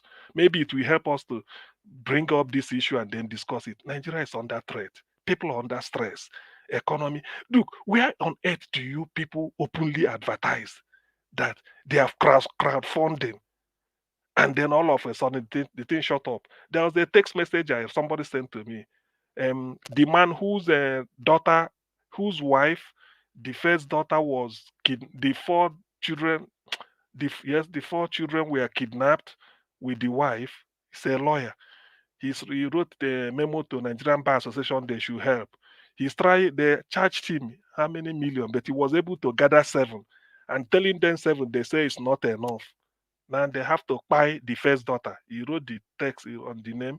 Then the rest 3 doesn't know what. I mean, look, can you imagine? And this is in Abuja. Let us say this is Abuja. We are not talking of Ugoja, or maybe talking of Owo, or maybe something like Warri, that is very far from the federal. This is the seat of government, where you cannot dare. It's like in a battlefront. The moment they catch your commander of the battalion, it's as good as everybody will surrender. That is the last person everybody protects. Abuja will be the last person that should be impenetrable to all manner of kidnappers or this. But look at, it's even the what is it called? The first front to collapse, the weakest link of the Nigeria. Abuja is like, well, Tinubu trying to relocate, or maybe like they're saying, if it is true, because I don't take it, I'm just saying it. If it is true, you are the commander in chief. Does it mean you've been defeated? Is there nothing we could do? Is there nothing? I listened to one program. Somebody was saying during the ECOWAS ECOMOG, Nigeria contributed troops to go and help our West African countries. I'm not suggesting that, but is it possible? I'm not an expert in security, but anything you could do to keep, even look at federal capital. People are living in fear now. There. They come and kidnap and they be pricing. They tell you bring maybe 65 million and you contributed 7. You just send a message, please, it's 7 I've been able to get. How many Nigerians can raise 100,000 naira emergency? How many Nigerians can say go and raise 100,000 within 2 days? How many of them can just come out with it, 100,000 cash? It's very few. It's quite heavy. It can't be anybody, not to talk of 1 million. But that is the situation. It's a shame, really, to be honest with you. It's getting bad. That's why I asked the question, are we going towards Somalia? Are we moving away from it? Naja Watch, I have to drop it here. Irene Finance, maybe tomorrow as the events develop, I will answer your question between is this Soludo and Ifeanyi Uba, not Okay. Uba, it's Ifeanyi Thank you. Uba. But tomorrow I will look into it. Thank you. Bye-bye. Thank you, Elvis, Augustine. God bless you. Elvis, I No, beg no no vex. time. No time. Before you give to Niger chance to talk, I just want to again use this opportunity to commend the people of Bokos local government for standing up to protect Butura village. Okay, What you thank did you. was heroic. Continue to be vigilant. We love you, and I hope Thank my you. Yoruba people take a cue from you guys. They Thank you. not to Thank be you. taking pictures after the fact. Okay. All right. God bless you, people of Bokos. Thank you. Thank you, sir. Thank you very much. All right. To Niger, thank you very much for joining us. Good evening to you, sir. Please talk to us. You have 5 minutes. Just submission and your final submission at the same time. Thank you. Yeah, thank you for having me. Greetings to everyone on the panel, the chat, and to the viewers. You see, this thing that we do, we pretend as if we don't know what is happening, and I take it that satanic is an allowed term here, and many of us enjoy the benefits of other man's sweat that they've done in their country to build their country strong. And when we advocated for Nigeria, they start fighting each other, and we hug our satanic, tribalistic approach. And that word tribe, we are the only people that use it. Do you hear the Scottish people calling themselves tribes? Even if they are the Igbo people outnumber them by how many times? We are the ones that we call ourselves tribes now, because we are the backward ones, the backwater ones. You know, the people that they call tribe again. Oh, the American Indians that have almost been wiped out. Yeah, 1.3 billion people in the world, and we call ourselves tribes. And because we don't have a place, our people are lost. I don't wonder we are lost. Some of the things I've seen in our Nigerian space tells me exactly why the black race is not moving anywhere. Whether they targeted us specifically or there's something seriously wrong with our people, I don't know what to make of it. Because the way we talk, I've spoken to African Americans, I've spoken to East Africans, South Africans, North Africans, even white supremacists, but I've never seen anything like I see in Nigeria. I'm telling you, I've never. There are not that many people that have spoken to all this group of people. Argue with them, fight with them, while I'm defending our people. But yet, we see what I see here. We know what the problem is, and we pretend as if we don't know. We would rather talk about tribalism. We would rather talk about all kinds of conspiracies. How can we not focus? Our children are not going to have a future. Our women, they will be used up.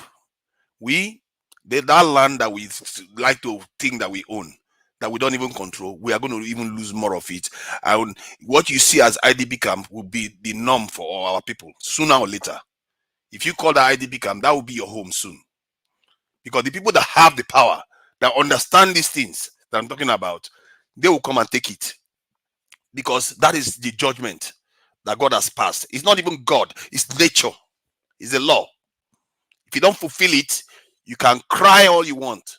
You can mourn all you want on that day of reckoning. You pray, and your prayers will go unanswered, because the prayers, the time you are supposed to worship is now. And your worship is to do what you need to do to protect your people. But you are not doing it. You would rather be fighting yourselves. And on that day, you find out that there are many things God cannot do.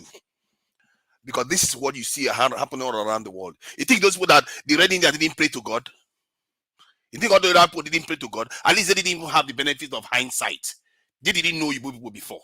They came and they were gone. The Arabs came, they destroyed so many places. Those people didn't have hindsight. We did. We do.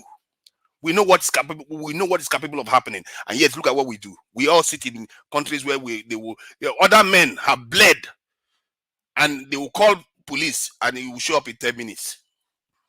And when we say we wonder for our country, we raise all kinds of excuses why not to do it, why you should not do it. Instead of you to start finding solutions to solving those problems, while you still go for the solution. We are now professors of problems for every solution.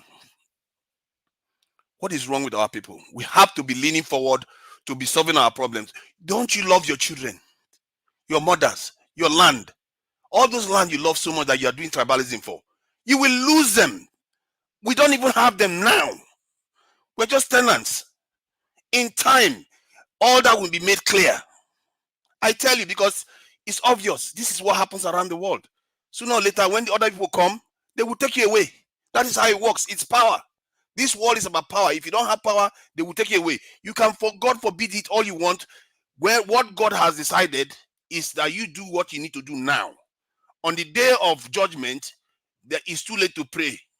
Because that's why the Bible talks about it. On the day of judgment, woe unto the people that are with children and all the rest of it. Because the judgment has already been cast, and that's when it's now. Is when it's being cast. When they are telling you, they are warning you every day. It will be over by that time. Look at the world. The world is not a kindergarten. And our people don't wake up. We say Tinubu is bad because he's selling people. What are we doing?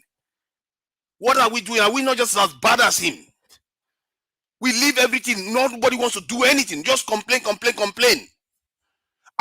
Anybody that listen to this, that have the mind to do what is right for our people, do what you need to do. Anybody that stands in your way, get them out of your way. Because the lives of our people matter more than the complaints that they are complaining now. If you have the guts to do it, do it. Because this is what if you let them just keep talking and confusing you, nothing is going to progress in Nigeria.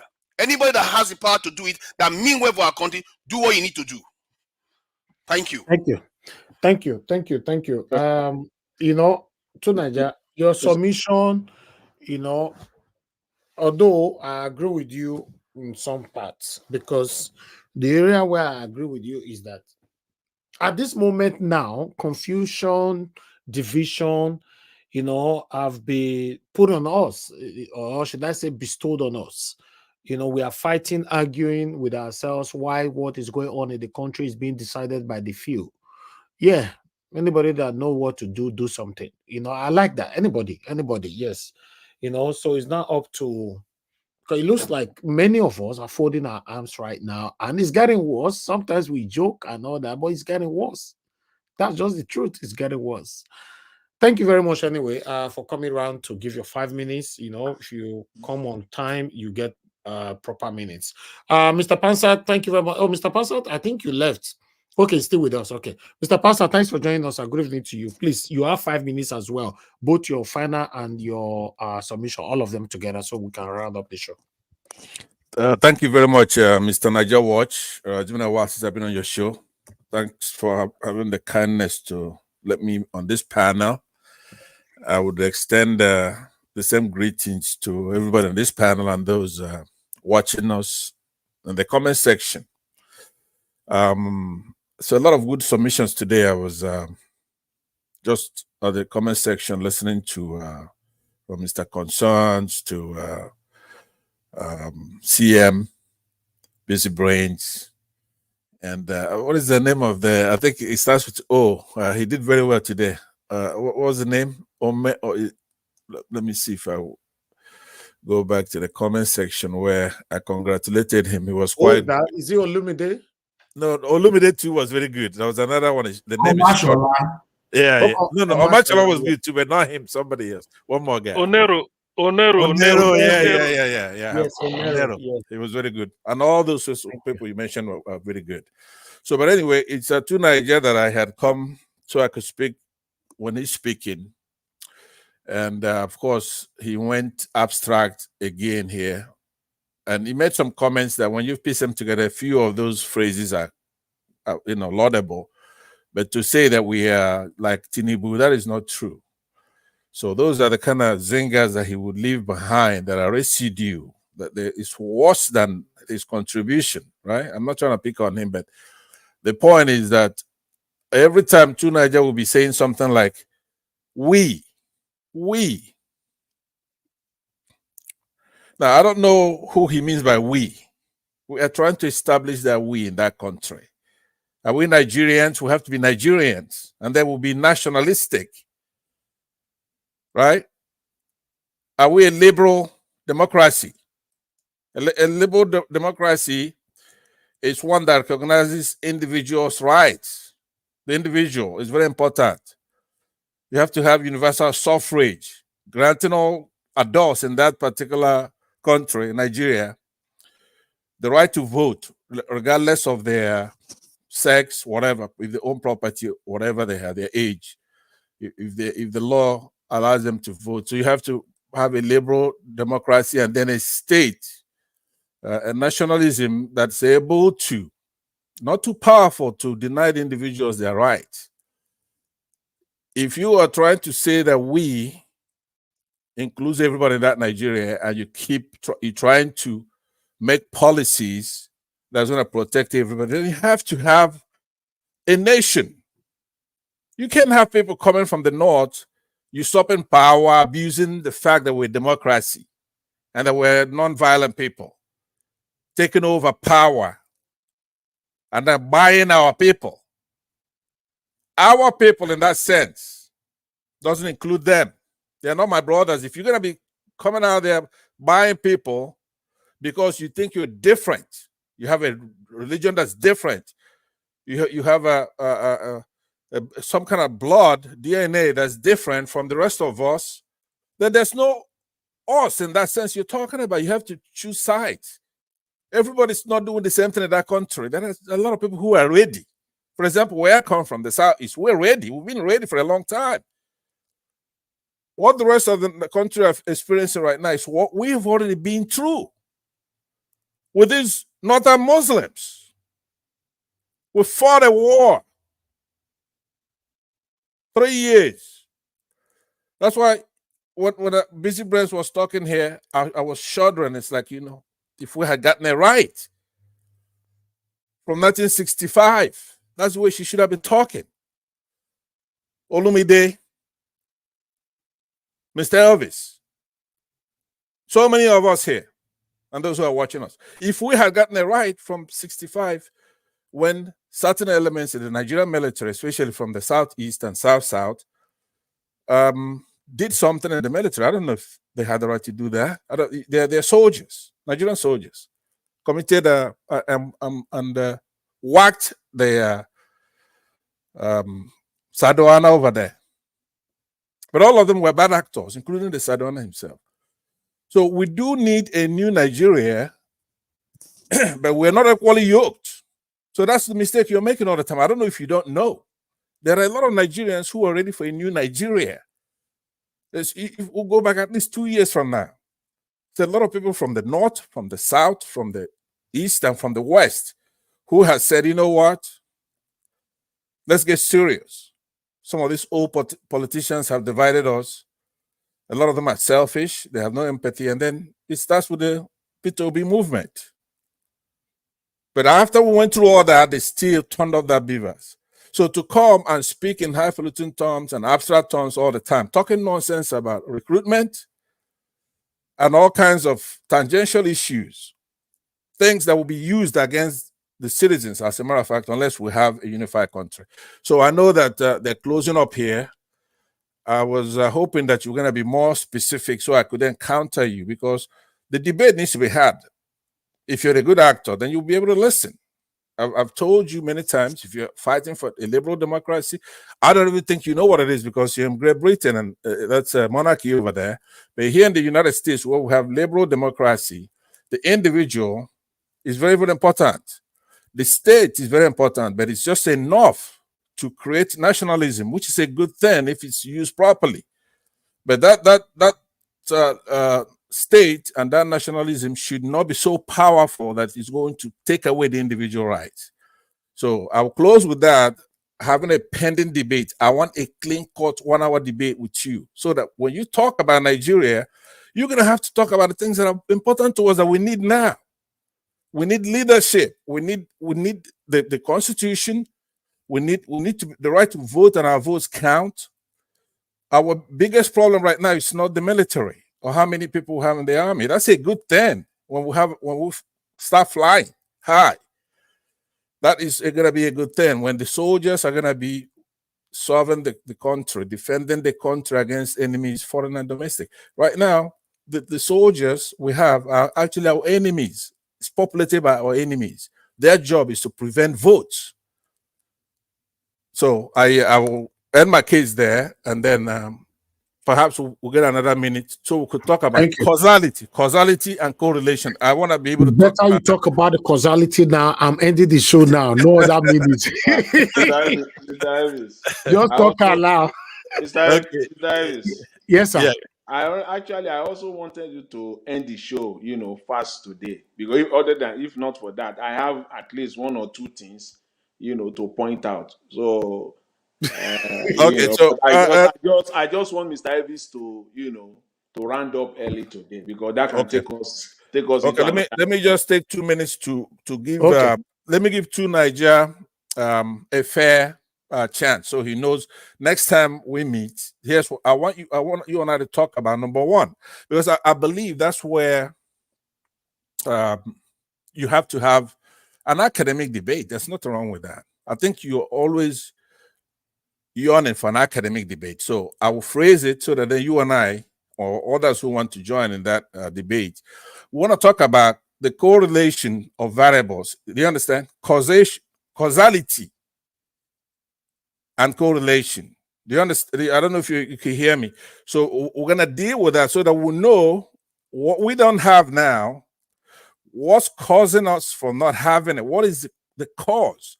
What would having more soldiers do for us? We're going to have to deal with causality in that sense. So I want to give you an advance notice so you could do your own research, and then we could go into it. Okay, thank you very much. Okay, Tunaja, do you want to respond to that, or I end the show?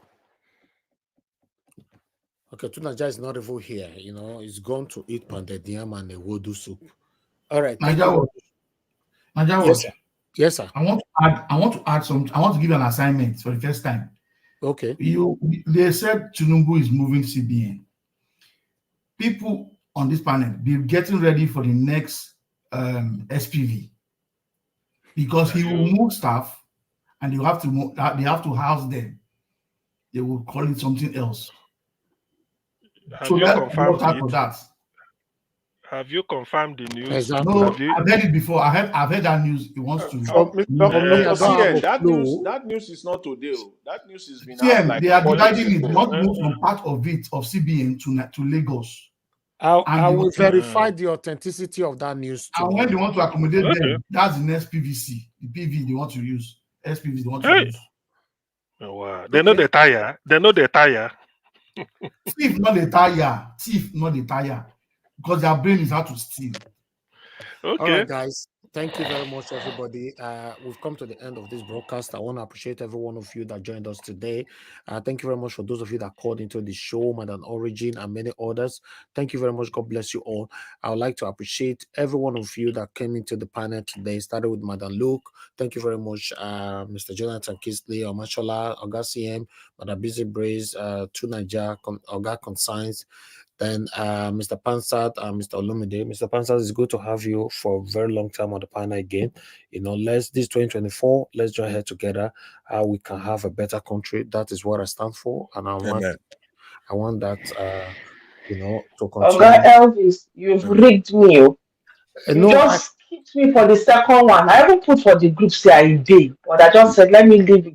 No, you said I should leave you because you want to attend to something. I thought maybe you don't sleep. I can't put something back. I put say I don't sleep. UK you did now. UK don't late this time. People don't sleep already. No, I just want you to know that I am still here. Not to say I go anywhere. Anyway, thank you. What's your final submission there? Thank you. Because we are running. No, okay. 5 minutes. Okay, thank you. It's just to add my voice to Engineer Francis. When he was making his first submission, it was very emotional, and it was a submission I would have made yesterday, but it skipped my mind. This young woman who is being intimidated for coming out because she is standing on her integrity. I do not see why they would fish her and hide her away. Here, Engineer Francis has rightly called on the chairman of the military panel or whatever.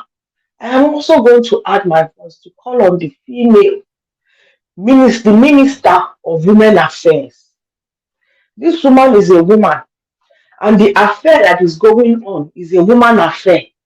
So I do not see why her mouth is zip. When it was a man affair, she went to intimidate a woman not to talk. Now that it is a woman that is coming out to say this is it, For this woman to come out and make such a bold stance is because she's done everything. She's done it rather than go and buy. She has already signed her buy warrant. What she's just done is that I am not going to go down on my own. If I go down, at least people know why I am going down. So she is already a fine woman walking. She knew that when she went out to do that. And it is for people to come out to know that this, what is going on, is for us to, she's come out to, she has done her part. We should know that what she has done was to sacrifice herself to bring, to highlight an issue, a national issue.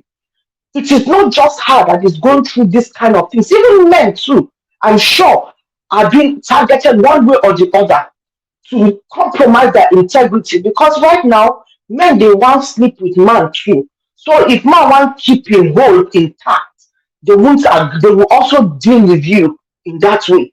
So it is a cry for all Nigerians to wake up to the ills, and somebody needs to stand up and speak for her. And the Woman Affairs, Ministry of Women Affairs, whatever she, I honestly, that woman anyway, she needs to be seem to be doing much. Her voice needs to be heard, to be advocating for this woman. Whatever wrong that they might say she's not done it the right way, she's brought her matter, she's brought the army in the disrepute, but they should also tamper mercy with justice. I mean, justice with mercy, because before she went the way she did, she tried other avenues and nothing has worked for her. And I call upon her senator, the senator of her constituency, and the House of Reps of her constituency to also escalate this matter and bring her plight and let us know what is happening to her. If they are going to deal with her according to the court martial, then let them also be seen to deal with her perpetrators, because she came out to call out her bosses. She was telling truth to power. May God keep her, and may she be well wherever she is. And with this issue of taking, I stand, okay, I debunk any excuse that they are using, that people are trying to generate to say the move of certain parastatals from Abuja to Lagos is for security purpose. If they are acknowledging that Abuja has become a state of anarchy, what are we paying our military for? The billions that they are investing to secure them, to equip them, what are we paying our money for? So if parastatals are moving to Lagos, then what happens to the others in Abuja and the people in Abuja and those around Abuja? Can you see? Things are really falling apart in Nigeria, and I just really hope that we can stand and keep the pieces together. Thank you, Oga Elvis.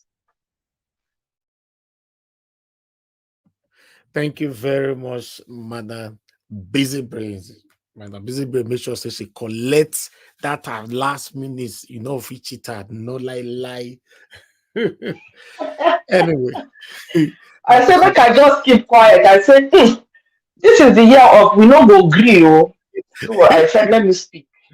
Yeah, say they say we not agree this year.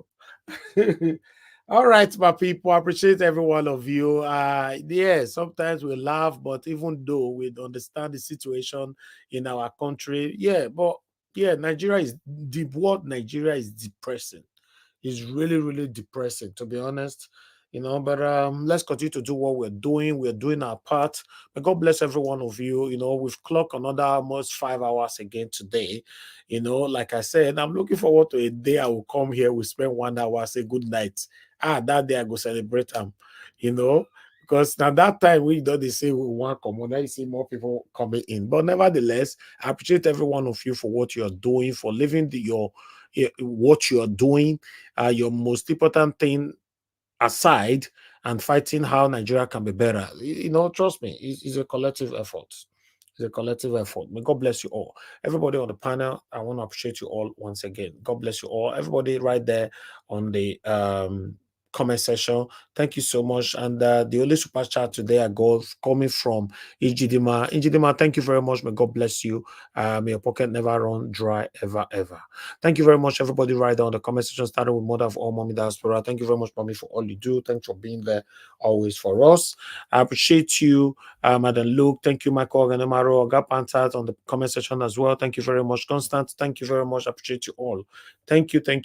Mother Iris Finest. Thank you very much for being there. I appreciate you always. Thank you very much, Black Child Awakening. Thank you, Sin TV, and many others right there. If I have to mention all the names today, I go sleep here. But meanwhile, I'll join you guys again tomorrow by 6 p.m. by special grace of God, fingers crossed.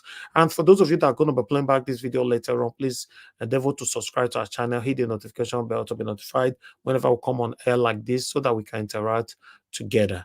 And also remember to press on that like button and help us to share, make use of our super thanks, and make use of the join button. May God bless every one of you right there. My people, now we'll go join the content.